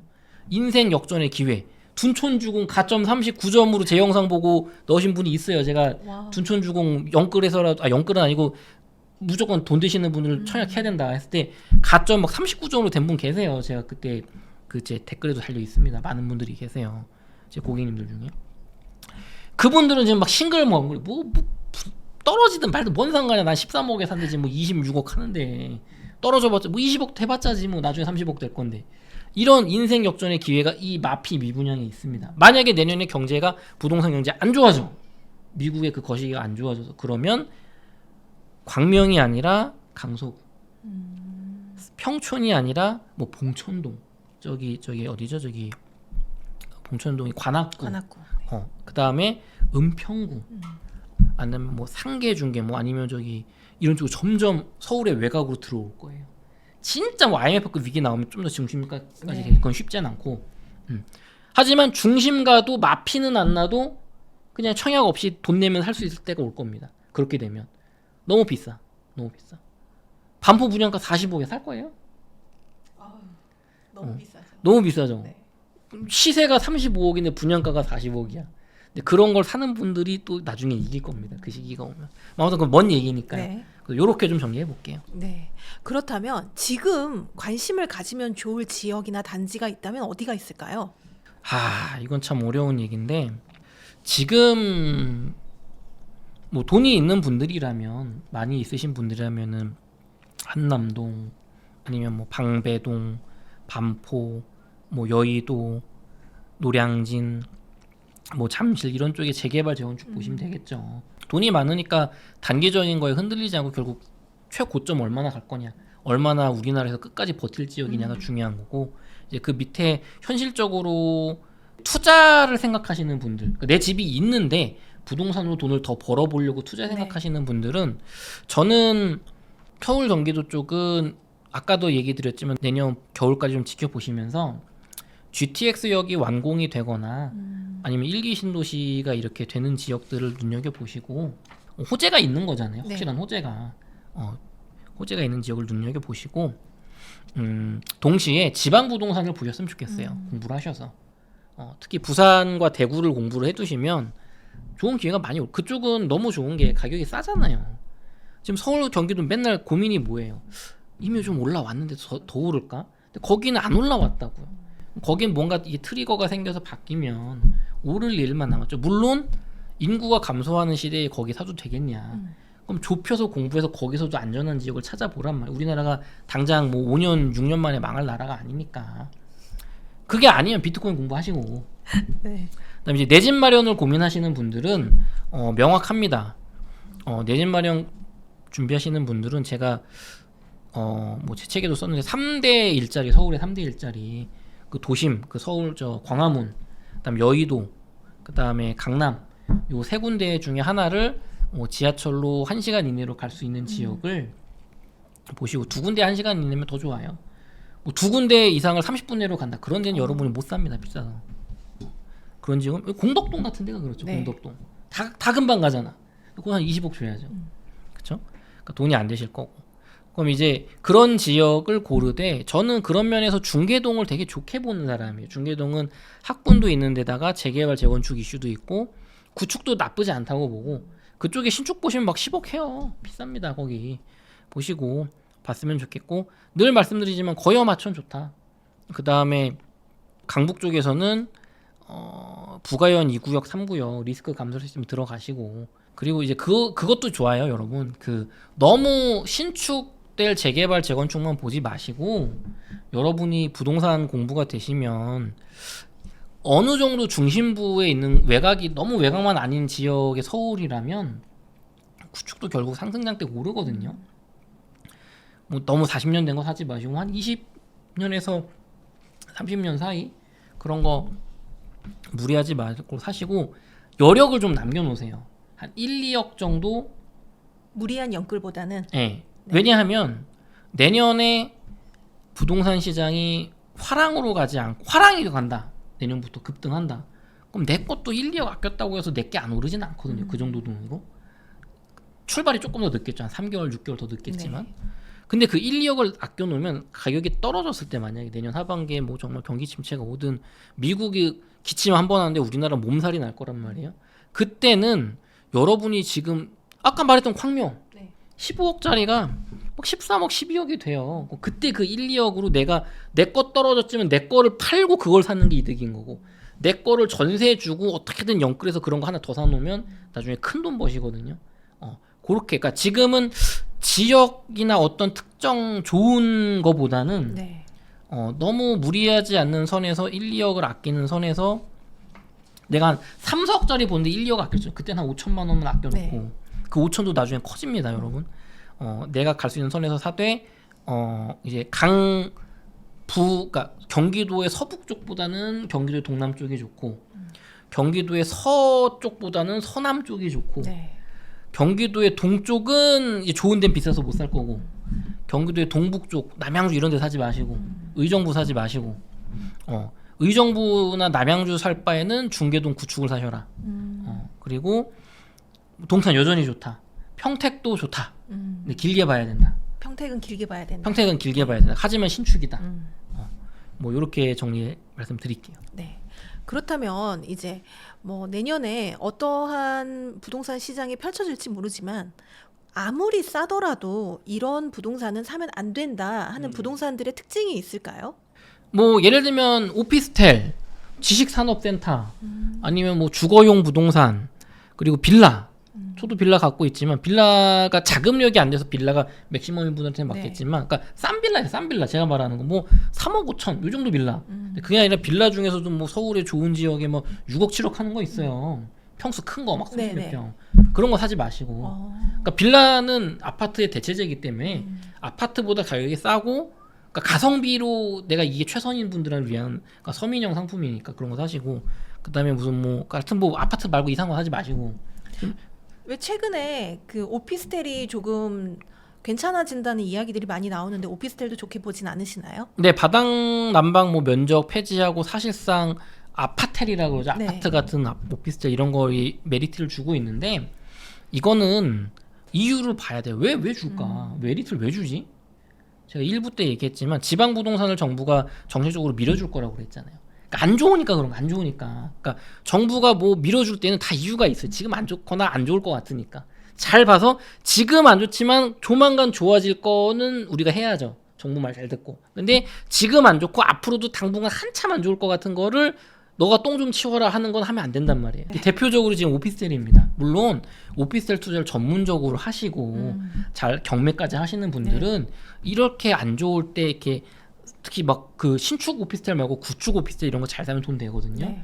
근데 이 영상 보시는 분들은 지금 아파트도 없는데 무슨 오피스텔을 합니까? 지금 뭘 알아요 우리가. 그러니까 오피스텔 배우면 돈 버냐? 못 벌어. 아파트 배우는 게 나아 그거보다. 네. 그런 거 하지 마시고 이제 아파트로 좁혀서 보면은 외곽지, 네. 외곽지. 경기도에서도 외곽. 그러니까 서울의 외곽은 생각보다 외곽이 아닙니다, 여러분. 네. 웬만하면 지하철 잘 돼서 서울에 3대 1짜리 1시간 내로 가요. 오류동 이런 데도 가격이 아주 싸진 않잖아요. 여러분 오류동 어딘지도 모르실 거야 아마 제가 얘기하면. 그 서울 서쪽에 있는데 거기가 경기도요? 서울이요? 서울입니다 거기. 옛날에 저기 고덕동이 그런 취급 받았어요. 네. 강동구가. 이런 데는 괜찮은데 경기도의 외곽을 조심하셔야 돼요 지금. 경기도 외곽의 신축. 경기도 외곽의 신축은 3기 신도시라든가 아니면은 동탄같이 자리를 잡은 곳이라든가 아니면 파주 운정처럼, 그러니까 GTX-A 여기 있는 경기도 신축은 굉장히 좋은 지역이고, 그러니까 GTX A, B, C로 걸르면 돼요. 네. A, B, C가 없다 이다 나 걸러. 경기도에 그 많은 지역인데 왜 GTX도 안 들어오는데 왜 삽니까? 걸러. 청라 같은 경우는 7호선 들어오니까 그건 괜찮아요. 그런데. 그리고 인천 조심하셔야 돼요. 인천이나 부천 이런 데는 가급적이면 인천이나 부천은 자금이 그쪽이 내가 그거밖에 안 되고 그쪽이 내 생활 터전이면 오케이. 네. 근데 내가 인천도 살 수 있고 동탄도 살 수 있고 평택도 살 수 있고 파주 운정도 살 수 있고 김포도 살 수 있다. 그러면은 인천, 김포, 부천보다는 파주 운정이나 동탄이나 아니면은 뭐 이 경기도에서도 구축이더라도 수원 쪽이라든가 이런 쪽이 좋습니다. 네. 역사를 공부하면 알아요. 인천은 나중에 올라. 네. 그리고 인천에서 살 때도 이렇게 가는 거죠. 송도를 10억 주고 사느니 검단을 한 4, 5억으로 사고 나머지 5, 6억을 서울에 갭 투자를 해라. 그게 버는 길인 거예요. 그러니까 내가 실거주 비용을 낮춰라. 인천에 내가 집을 사야 되는 내가 직장이 인천이야. 그렇다고 내가 딴 데 살 수는 없잖아요. 내 집 마련하시는 분들이. 그러면 검단, 청라, 송도가 있죠. 누구나 송도 살고 싶어해요. 청라 너무 좋아요. 지금 비싸졌어. 네. 검단은 싸요.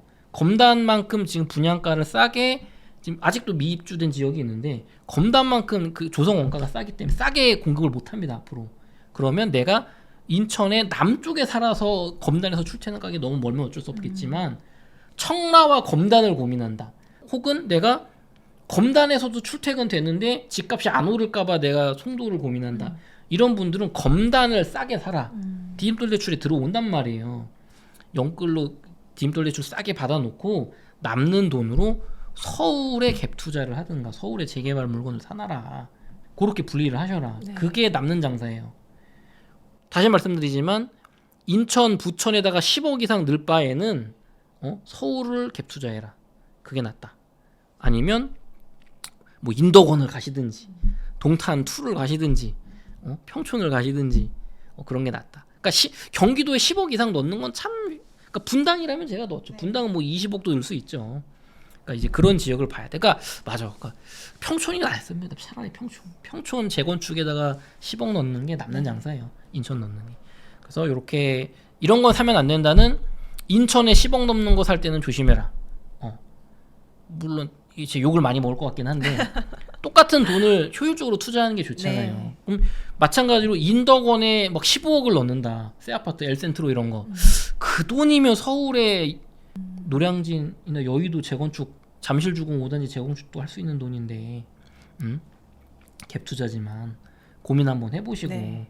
광교나 동탄 역 주변에 막 15억 20억짜리 아파트 그거 팔아서 서울로 옮겨 놓는 게 낫지 않겠어요? 지금이라도. 그래서 그런 아파트 너무 비싸게 사지 말자. 경기도는 인구 감소 시대에 생각보다 큰 직격탄을 맞을 거고 내가 경기도에 살고 싶은데 장기적으로 큰 돈 벌 수 있는데 지역은 분당이나 평촌 같은 지역입니다. 네. 일산은 아직 잘 모르겠어요. 네. 분당은 재건축되면서 한 10년, 15년 뒤에 다시 한번 천당 아래 분당이 올 겁니다. 남덕현 이사님이 부동산 이제 투자도 하시지만 비트코인 투자를 또 최근에 많이 하신다고 들었습니다. 네. 맞습니다. 네. 지금 트럼프 대통령이 당선된 이후에 비트코인이 굉장히 좋은 모습을 보여주고 있다가 최근에 살짝 조정이 있는 모습인데요. 트럼프 당선 효과라고 보시나요? 이거는 조금 오해가 있으신 것 같아요. 트럼프 대통령이 돼서 비트코인이 단기적으로 폭등한다라고 보시는 건 일부분은 맞거든요. 네. 그러니까 트럼프 대통령이 되면서 미국의 비트코인 암호화폐에 대한 규제 정책이라든가 발전이 방향이 규제에서 허용 쪽으로 바뀌기 때문에 그거는 맞는데 이제 그렇게 얘기하는 쪽에 무게가 실린 게 아니라 트럼프가 돼서 단기적으로 폭등하는 투기 자산 느낌으로 본다. 그러니까 트럼프가 돼서 그냥 오르는 거 아니야? 얘가 뭔가 뭐 코인 밀어주니까 이게 아니라는 거예요. 지금 사실은 미국에서는 수년 동안 비트코인과 암호화폐하고 달러 패권이 경쟁을 해왔거든요. 비트코인이 달러를 죽이는 거야.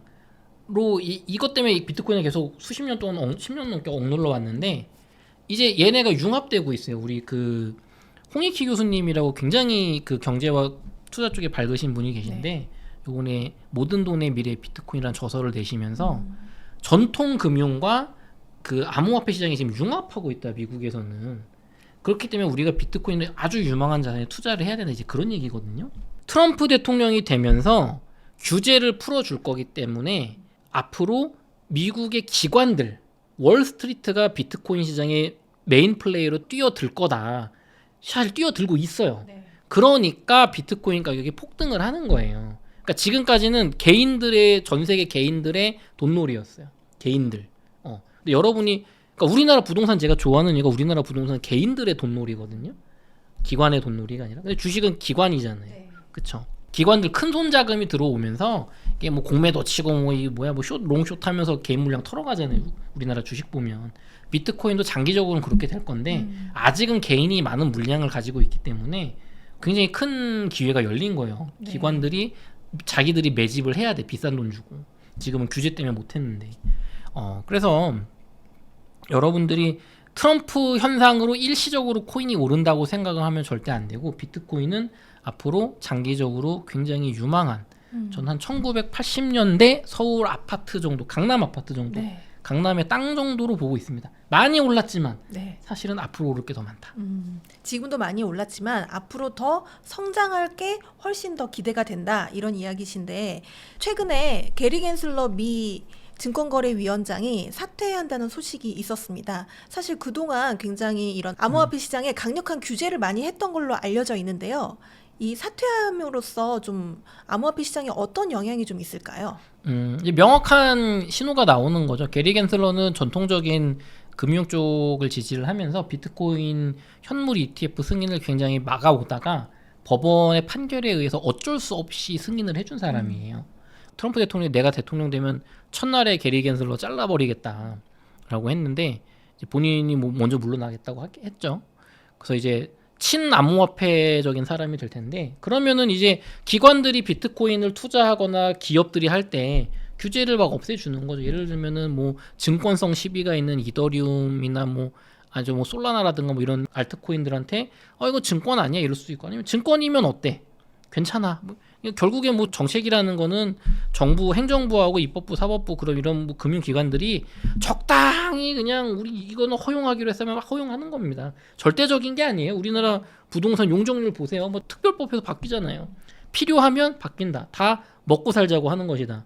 결국에는 미국이라는 나라의 이익에 달러 패권을 지키는데 비트코인과 암호화폐를 허용하는 게 그나마 이득이냐, 아니면 이걸 부정하는 게 이득이냐의 싸움에서 비트코인 암호화폐 없애버리는 게 좋겠는데 달러만으로 가고 싶은데 이제는 없앨 수가 없는 거예요. 탈중앙화라서 누군지 잡아갈 수도 없고 누가 가지고 있는지도 모르고. 그렇죠. 그러니까 이거 얘 때문에 달러가 죽을 것 같으니까 결국은 이거를 제도권으로 품어서 트럼프는 암호화폐 제국을 미국으로 만들겠다. 디지털 세계를 미국이 다 그 영토를 차지하겠다는 거거든요. 그러니까 이거를 한번 이해를 하시면 뭐 스테이블 코인이 결국 미국의 국채를 사주는 이 역할이 연결된다, 이런 게 다 연결이 돼요. 그래서 미국에서는 굉장히 빠른 속도로 비트코인과 암호화폐 전통 금융 융합을 하고 있고, 비트코인 ETF뿐만 아니라 마이크로 스트래티지처럼 비트코인을 많이 보유함으로써 주가가 올라가는 주식도 나오고 있단 말이에요. 네. 마이크로 스트래티지는 되게 웃기는 주식이에요. 비트코인을 많이 담아서 그 가격만으로 평가받는 게 아니고, 우리는 그것 때문에 변동성이 생긴다. 주가가 우리 회사 주가가, 우리는 그거를 변동성을 판다 그래요. 뭐 2배 레버리지, 주가 1.5배 레버리지, 뭐 마이너스. 어떻게 보면 사설 도박판을 만드는 건데 말이 안 되는 것 같으면서도 되거든요. 근데 이거를 주식으로 하시는 분들은 비트코인 막 관심 없잖아요. 사기라 그러고. 얼마 전까지 작년만 해도 애널리스트 분들 저랑 인터뷰 때 많이 그러셨는데 요즘은 바뀌었어요. 제가 비트코인이라는 거 좀 공부하시면 어때요? 저희 출판사 좋은 책이 있는데, 오태면 작가님 책이라든가 더 그레이트 비트코인 이런 거 권해드리면 비트코인은 뭐 가치가 없어 이랬는데, 요즘은 스스로 공부합니다. 이미 알고 있어요. 그거를 모르면 주식을 설명 못하는 시대가 왔다는 걸. 아직 우리나라는 그게 안 왔죠. 네. 내년에 보세요, 여러분. 방송에서 갑자기 TV 뉴스를 틀면 잘 보지도 못했던 전문가분들이 나와서 이래서 비트코인이 뭐 오르고 주식 가고 뭐 이런 얘기 하고 있어요. 아무렇지도 않게. 얼마 전까지는 비트코인 뭐 사기다 이런 식으로 했던 방송들이 입장 싹 바꿔가지고 각 차 타고 가면서 라디오 방송 들으면 오늘 날씨는 어떻고 국제 유가는 몇 불 달러고 두바이유 막 이런 얘기 하잖아요. 그런 것처럼 비트코인은 뭐 15,000, 15만 달러를 갖고 막 이런 얘기 하고 있을 거예요. 사실 지금도 뉴스 보면은 증시 시황 이야기할 때 비트코인 가격이 뭐 오늘 얼마까지 올랐다 이런 이야기가 나오더라고요. 그게 바뀌는 거예요. 자본주의 세계에서는 이게 그러니까 사람들은 얄팍해가지고 과거는 이게 돈이 돼? 이게 미국이 인정해? 안 없어져? 그럼 그거 갖고 이제 또 맞추는 거예요. 근데 그럴 수밖에 없는 게 지금 미국 주식 투자들 많이 하시잖아요. 네. 근데 비트코인 ETF를 담거나 아니면은 마이크로 스트래티지 주식을 편입하신 분들은 수익률이 엄청나거든요. 마이크로 스트래티지 4년 동안 1700% 올랐어요. 18배. 그다음에 올해 한 해에만 700% 8배 올랐어요. 엔비디아보다 수익률이 좋아요, 이게. 네. 그러네요. 그러니까 수익률이 너무 좋아. 지금 비트코인 관련 뭐 채굴 뭐 저기 뭐야 마라홀딩스. 네, 마라홀딩스라든가 아니면은 저 거래소들 있잖아요. 네. 바이낸스도 있을 거고 많이들 있잖아요. 그러면은 주식하시는 분들도 이런 겁니다. 미국에서도 비트코인은 나는 인정 안 해. 얘는 가치가 없어. 근데 비트코인이 만들어내는 주가의 변동성은 인정한단 말이에요. 비트코인이 사기인지 아닌지는 모르겠는데 비트코인을 가지고 있는 그걸 사업하는 회사들이 돈을 잘 버네? 정확히 말하면 투자금이 몰려오네? 그래서 주가가 많이 오르네?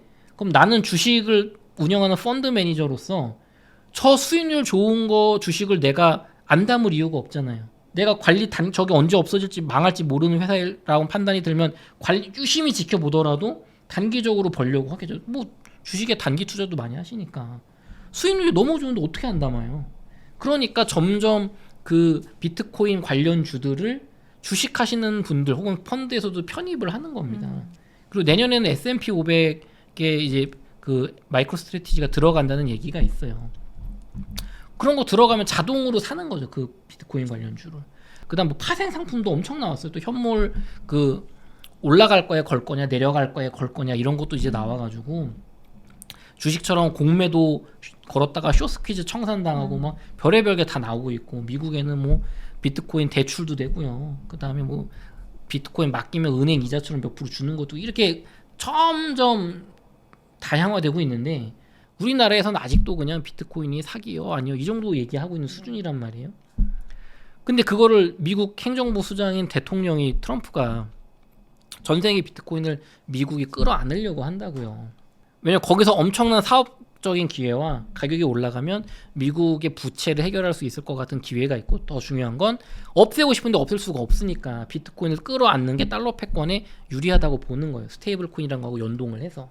이런 변화들이 있기 때문에 단순히 트럼프가 돼서 단기적으로 오르는 게 아니라 이미 미국이 비트코인을 끌어안을 수밖에 없는 힘겨루기에서 이겨가고 있었는데 트럼프가 되면서 이제 그게 가속화되는 거다. 그리고 미국 유권자 뭐 8,800만 명인가요? 홍익기 교수님이 얘기해 주셨는데 미국 유권자의 60%가 암호화폐 관련 투자를 하고 있다고 해요. 정치인이 어떻게 무시하겠어요? 우리나라가 대통령 선거 때 5% 7% 차이를 내가 주고 이쪽이 5%를 내가 뺏기고 저쪽이 5% 가져가면 저쪽 당이 무조건 당선돼요. 그렇죠. 근데 유권자 60%가 암호화폐 투자하고 있다고요. 또 어떻게 그걸 무시하겠어요? 그러니까 이런 게 맞물려져서 비트코인이 지금 급등하는 거고 또 이제 반감기라는 게 물려서 내년 뭐 2분기까지는 다들 전문가분들이 좋을 거라고 하는데 저는 또 이제 비트코인 전문가는 아니고 투자자니까 그런 전망은 이제 저한테 묻지 마시고 공부를 하자, 잘 투자하자. 최근에 이제 비트코인이 10만 달러 근처까지는 갔지만 10만 달러에 이르지는 못했고 다시 내려와서 지금 한 9만 5천 달러 정도에 지금 횡보를 하고 있는데 어떤 분들은 장기로 봤을 때 지금 가격도 굉장히 저렴하다. 또 어떤 분들은 아니다. 짧은 시간 안에 급격히 올라서 좀 쉬어가야 된다. 이렇게 좀 의견이 나뉩니다. 지금 투자로 들어가는 거에 대해서 어떻게 생각하세요? 저는 참 어려운 질문이라고 생각을 해요. 저는 비트코인의 장기 성장에 대해서는 의심이 없고 전 2030년에 비트코인이 하나에 한 10억 할 것 같은데 그렇게 보는 편이 제가 아주 좋게 보는 전망은 아닙니다. 10억이 2045년에 마이클 셀러 같은 경우는 뭐 1300만 달러 그러니까 얼마죠? 한 50억 되나요? 그 정도 갈 거라고 보고 있으니까 중간 시나리오에서 보고 있는데 뭐 그런 거죠. 제가 강남의 아파트 1980년대 강남 아파트에 비유를 했지만 강남 아파트가 60년대부터 80년대까지 엄청 올랐거든요. 네. 몇십 배, 몇백 배 올랐어요. 그래서 그때도 미쳤다 그랬죠. 근데 지금 2024년이 지금 보면 80년대 강남 아파트 뭐 1억 5천, 1억, 80년대에 1억도 안 갔을 겁니다. 8천만 원대. 90년대 초에 한 1억 5천, 2억 갔을 거야 아마. 제가 정확히 봐야겠지만. 그럼 지금 40억, 50억 하는데 비싼 거냐 그게. 네. 근데 그때도 비싸다고 했죠. 그럼 뭘 봐야 되냐면 비트코인의 가격이 상승하는 게 미국에 유리하냐 마냐. 제가 아까 일부에서 막 지정학 중요하다 그랬잖아요. 미국. 비트코인이 미국에게 유리하지 않다고 여겨서 죽이기를 하려고 했는데 못 죽였단 말이에요. 10년 동안. 추적이 안 되니까. 그리고 너무 많은 사람이 가져버렸고 그럼 생각을 바꿨단 말이에요. 얘를 비트코인을 우리가 품어서 하필이면 중국이 또 금지해놨으니까 중국이 채굴 금지하면서 중국에 비트코인이 별로 없단 말이에요. 그럼 디지털 세계의 기축통화로 비트코인을 만들 수 있고 뭐 달러랑 연동해서 페트로달러 체제가 깨지더라도 비트코인으로 세계를 이 달러 헤게모니로 가져갈 수 있는 또 이 스위프트망이 지금 송금망에서 요번에 러시아 제재하면서 러시아랑 중국에선 부자들이 이제 미국 스위프트망에 돈을 안 넣어요. 비트코인으로 가져가요. 언제 동결해 버릴지 모르니까 내 재산을. 이런 상황에서 비트코인과 암호화폐로 만들어지는 이 세상을 미국이 한 번 더 먹어야겠다. 그러면 또 한 100년 정도 달러 패권 50년 더 유지할 수 있겠다. 이런 결론이 나온 거거든요. 그렇기 때문에 저는 비트코인에는 순자산의 뭐 1에서 3%는 무조건 담아야 된다고 생각을 해요. 근데 투자 자산에. 이 실제로 미국 세계 최대 자산 운용사인 블랙록의 보고서에 그렇게 나왔습니다. 투자 자산의 1에서 3%만 비트코인을 담아도 위험성은 상당히 조금 증가하는데 투자 수익률은 훨씬 많이 늘어난다. 그런 자료가 있습니다. 사실 1에서 3%라고 하면 내가 1,000만 원 투자한다고 하면 10만 원에서 30만 원이거든요. 네. 물론 이제 그거 오른다고 뭐가 되겠냐 하실 텐데 비트코인을 장기 적립식으로 비트코인처럼 이렇게 변동성이 큰데 우상향하는 자산은 매일 10,000원씩 사는 거예요. 매일 10,000원씩 한 달에 30만 원. 그렇게 3년 사면 3년의 중간 가격으로 수렴하잖아요. 내가 네. 매입한 가격이. 근데 비트코인은 올라갔다가 내려갔다가 심하기 때문에 그렇게 사면은 굉장히 좋은 자산인 거예요. 그러니까 가격이 계속 이렇게 올라가. 그럼 내가 오늘 사나? 그러니까 오늘 사는 게 제일 싼 거죠. 이렇게 네. 계속 올라가면.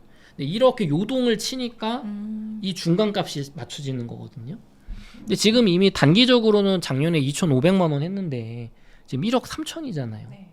많이 올라왔잖아요. 그럼 지금 뭐 1억 5천 가신다는 분도 있고 내년에 2억 3억 간다 뭐 5억 간다는 분도 있는데 모르겠어요. 솔직히 저는 대세적인 의견은 저도 그렇고 한 2억에서 3억 사이가 될 것 같은데 지금 무리하게 뭐 대출받아서 연끌하고 이런 시기는 아니라고 보고 2028년에 또 반감기가 오거든요. 그럼 이제 2028년 29년에 큰 돈 번다고 생각하고 그냥 지금부터는 적립식으로 조금씩 그냥 매일 해서 한 달에 뭐 30만 원, 50만 원, 많이 버는 분들은 100만 원 이렇게 투자하면 좋지 않을까 생각합니다. 사실 저희 나라에도 코인을 투자하시는 분들이 뭐 비트코인을 비롯해서 알트코인도 투자하시는 분들이 굉장히 많이 있는 걸로 알고 있는데요. 최근에 그 원래 정부에서는 2027년부터 그 가상화폐에 대한 과세를 시작하겠다. 그래서 2년 유예안을 이제 정부 안이었는데 야당에서 아니다. 25년부터 바로 시행을 하자라고 이야기를 해서 지금 양쪽 야당과 정부 여당의 입장이 팽팽하게 지금 대립되고 있는데요. 이것 때문에 요즘 코인 투자하시는 분들이 걱정이 굉장히 많습니다. 이 남덕현 이사님도 투자자로서 이런 코인 과세에 대해서 어떻게 좀 영향을 줄 거라고 보시나요? 코인 과세가 되면은 뭐 수익률이 줄어드는 거니까 참 가슴이 아플 텐데 비트코인 시장에는 영향이 없을 거라고 봅니다. 저는. 비트코인은 국내 자산이 아니라 전 세계 글로벌 자산이기 때문에 우리나라에서 과세를 하냐 마냐가 가격에 영향을 주지는 않을 거고요. 다만 이제 민심을 좀 많이 잃지 않을까 네. 그렇게 생각이 들고 그래도 좀 가격적인 영향 말고 좀 실질적인 우리나라에 끼치는 영향을 살펴보자면 두 가지가 있습니다. 두 가지가. 지금 이 코인 과세의 문제점은 두 개가 있거든요. 하나는 공평 과세의 문제예요. 그러니까 수익이 있는 곳에 세금을 내는 건 당연한 거죠. 아니 코인으로 많이 벌었으면 돈 내야지. 부동산도 내고 주식도 벌면 내잖아요. 주식은 이제 거래세를 내는 건데 그렇죠. 세금을 내야 되는데 이게 문제가 뭐냐면 지금 비트코인은 신생자산이기 때문에 2027년에 칼프라고 해서 OECD 국가들이 야 우리 잘 사는 국가들이 거래소에서 딴 나라 사람들이 비트코인 사고 팔아서 돈 벌었을 때 정보를 공유하자는 그 시스템을 2027년을 목표로 만들고 네. 있어요. 그러니까 지금은 국세청에서 너 비트코인으로 1억 벌었네, 세금 뭐 3천만 원 내, 이렇게 나오면 업비트, 빗썸, 뭐 코빗 이런 데 있으면은 내야 돼요. 근데 바이낸스, 미국에 있는 거 바이낸스, 약간 중국 묻어있는 바이낸스나 해외 거래소에다가 넣는 사람들은 국가가 몰라요. 그럼 내가 신고 안 하면 몰라요. 그럼 이렇게 되는 거예요. 아니면 뭐 들켰어, 어떻게 하다가. 아니면 내가 한 1억 벌었다고 했는데 1억 5천이야 너 막 이래. 야 거래소 정보 좀 줘봐 하면 안 줘요. 연결이 이게 안 돼 있어 시스템이. 그러니까 결론은 지금 시행을 하면 국내 거래소에서 성실하게 돈을 벌고 성실하게 나 이만큼 벌었습니다 신고한 사람들은 세금을 내야 되고, 해외 거래소로의 돈을 빼돌려온 사람들은 당연히 신고 안 할 거 아닙니까? 내가 모르는데 안 뺏기는데 국가에.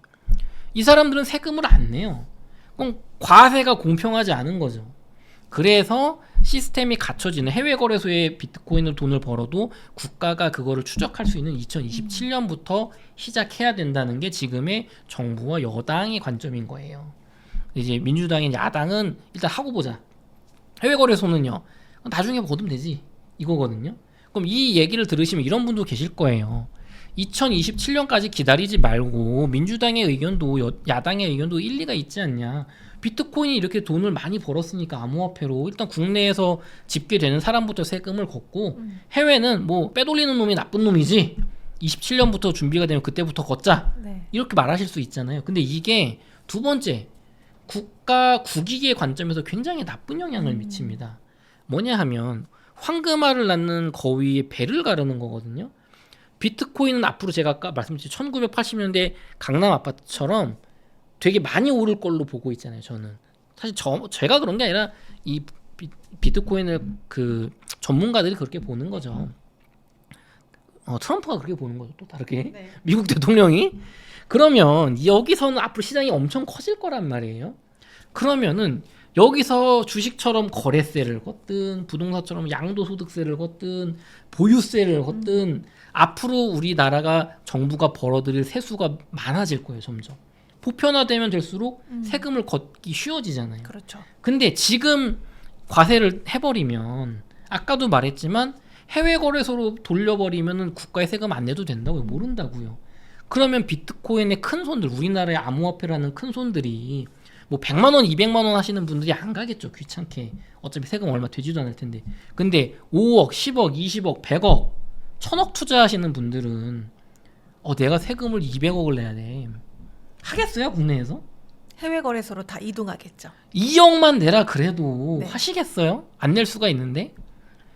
저는 낼 겁니다. 저는 낼 거예요. 네. 전 탈세하는 사람이 아니니까.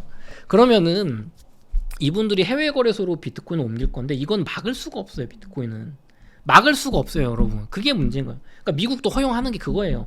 국가가 막고 싶은데 못 막어. 그럼 해외 거래소로 옮겨놓고 그분들은 다시는 그 돈이 한국으로 안 들어오겠죠, 코인이. 게다가 지금 미국 트럼프 대통령 무슨 얘기하고 있냐면은 미국에서는 암호화폐 세금 없게 하겠다. 전 세계 비트코인 미국으로 와라. 비트코인 5개 있으면 영주권 주겠다. 막 그런 얘기가 막 나와요 지금. 그러니까 그걸 패권을 주겠다는 거야, 비트코인 패권을. 그러면 그런 혜택도 있는. 미국은 세금을 안 걷는데 뭐 이것도 가봐야 알겠지만, 근데 지금 우리나라는 이렇게 하면은 미국으로 다 갈 거 아니에요. 지금 팔아가지고 아니면 옮겨서. 세금도 주고 영주권도 주면 많이 가시겠는데요. 네. 그러면은 결국에는 그냥 지금 2년만 잘 지금 비트코인으로 버는 사람들 배 아프지만 잘 참아서 한국의 큰 자금들이 한국 거래소에 있게 두면, 아니면 한국의 해외로 빠져나가지 않게 두면 국내 기업들도 활성화가 되고, 외국에 돈 빠져나가면 국내 기업이 이게 잘 되겠습니까? 장사가 거래가 줄어드는데. 그러니까 우리나라 기업들도 보호하고 여기서 많이 거래를 하게 해서 오히려 저기 홍콩이나 싱가포르처럼 비트코인의 허브로 우리나라를 만들어도, 지금 아시아의 허브로 만들어도 모자를 파네. 전 세계 아시아의 모든 코인들이 한국이 든든하다, 여기가 거래소가 믿을만하다, 빗썸이 최고다, 뭐 코인 뭐 원이 최고다 아니면 또 뭐 있어요? 업비트. 업비트가 최고다. 여기서 거래하자. 여기가 믿을 수 있다. 해야지 거기서 거래하면서 세금을 우리나라한테 기업들이 많이 내고 기업들이 법인세 많이 낼 거 아니에요. 그리고 개인들도 거래세를 내겠죠. 근데 돈 다 빠져나가면 나중에 지금 조금 걷어봤자 나중에 한창 걷어야 될 때 다 어차피 우리 거래세고 양도세도 걷어봤자 조금밖에 못 걷어. 왜 다 큰 손들은 빠져나왔거든. 100만 원, 200만 원 단타하는 사람들만 남았거든. 개미들만. 그럼 이게 과연 우리나라 세금을 장기적으로 걷는 데는 불리해지는 거잖아요. 그래서 그런 관점에서 그렇게 한번 빠져나간 돈이 들어오겠습니까? 당연히 안 들어오죠. 그래서 그런 관점에서 비트코인 관련 세금이 한 2년만 보면 2년 유예하고 그때 시행하는 게 결국은 공평과세도 맞고 국익적인 측면에서 세수 측면에서도 맞지 않나. 그래서 일단은 코인 하시는 분들은 지금 뭐 여당 야당 지지하고 상관없이 다 의견은 일치하는 것 같아요. 그렇다면 지금의 이제 비트코인 시세 흐름에 반전을 줄 만한 이슈가 있다면 뭐가 있다고 보시나요? 저는 아까도 말씀드렸지만 그 부동산 때도 말씀드렸는데 미국의 내년에 정책이에요, 정책. 그다음에 금리 인상이 올 거냐. 금리가 뭐 저도 전문가는 아니지만 신민철 작가님이나 오태민 작가님이나 뭐 강황구 작가님 이런 분들 얘기 들어보면 또 저도 데이터를 보니까 급격하게 금리가 인상이 된다거나 얼마 전에 그 블랙 먼데이 있었죠. 그 주식시장에 일본이 금리 0.25% 올리고 나서 엔캐리 트레이드 청산되면서 뭐 주가가 폭락했던 그럴 때 가장 빨리 가장 많이 떨어진 게 비트코인이거든요. 그러니까 돈을 바로 팔기가 너무 쉬워요. 즉각적으로. 주식은 밤에 안 하고 주말에 안 하고 부동산은 오래 걸리고 몇 개월 걸리잖아요.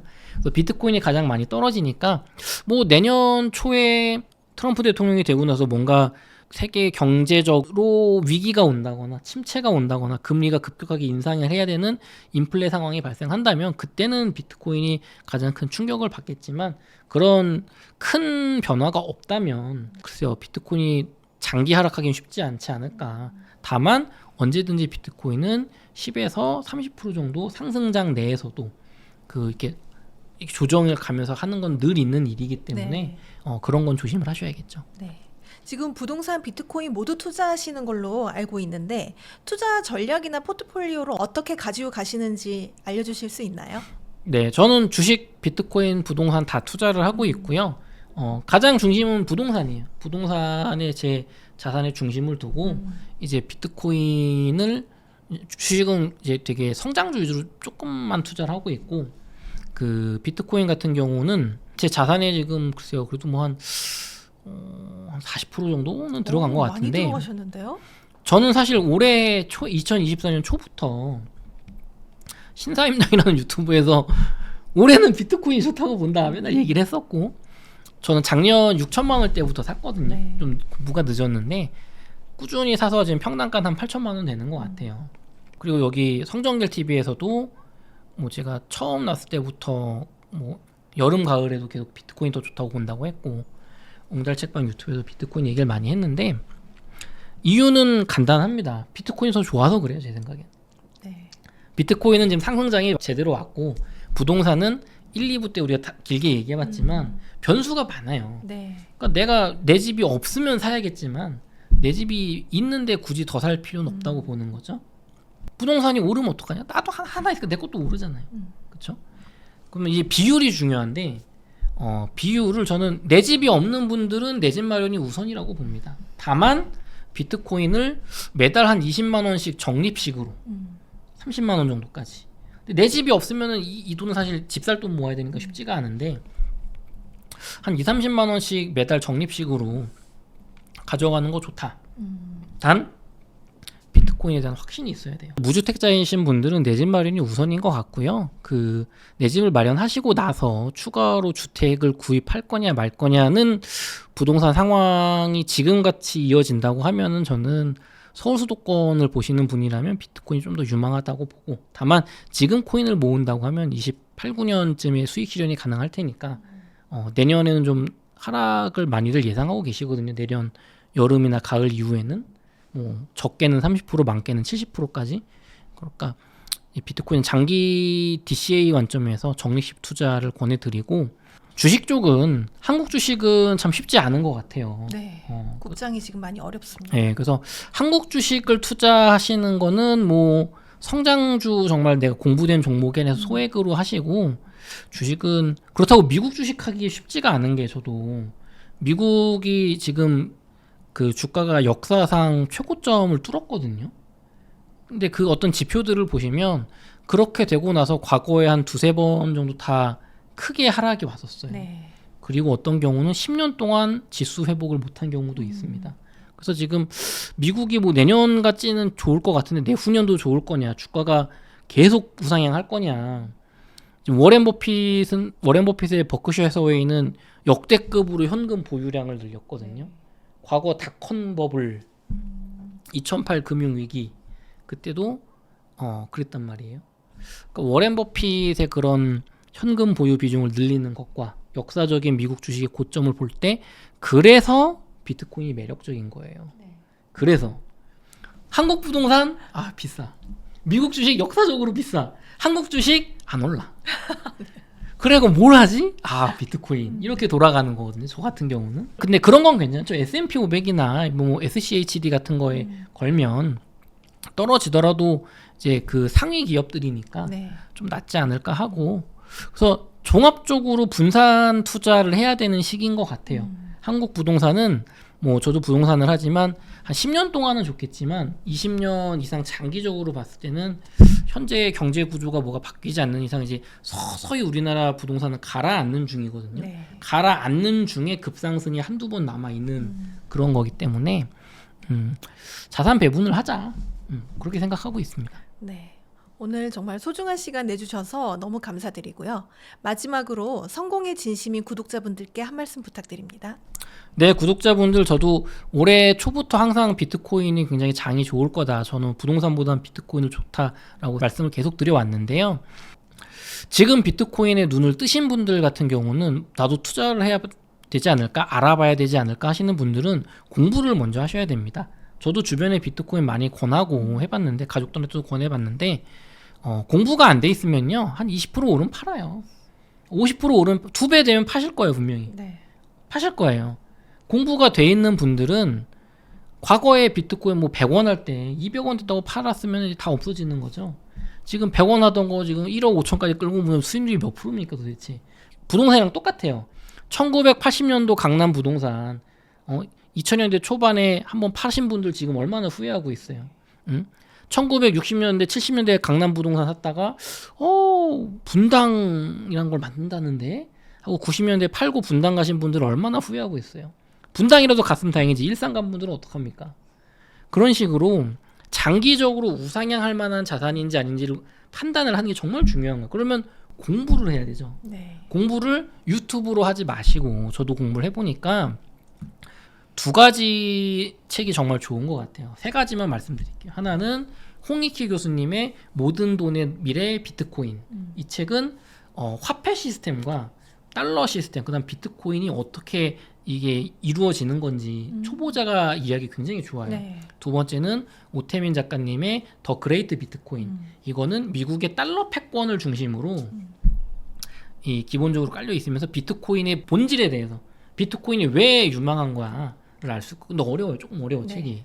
3번째는 신민철 작가님의 비트코인 슈퍼사이클. 네. 이 책은 이제 투자자 관점에서 어떻게 비트코인 투자해야 되는지 나오는 책이거든요. 이렇게 책 3권 정도를 좀 섭렵을 하시면 좀 확신이 들지 않을까. 저처럼 좀 이렇게 자산을 일부 투자할 수 있는. 그리고 부동산 내 집 마련 준비하시는 분들은 1, 2부 때 말씀드린 것처럼 내년 1월 한 2월 달까지는 조금 쉬어갈 것 같으니까 열심히 공부하고 발품 팔면서 내가 살 수 있는 집 조금 한 1억 정도 떨어지면 살 수 있는 집 2군데를 발품을 팔아서 만약에 내년에 조정이 온다면 잡을 수 있도록 기회를 만들어 보자 이렇게 말씀드리겠습니다. 감사합니다. 네, 오늘 너무 감사드립니다. 수고하셨습니다. 네.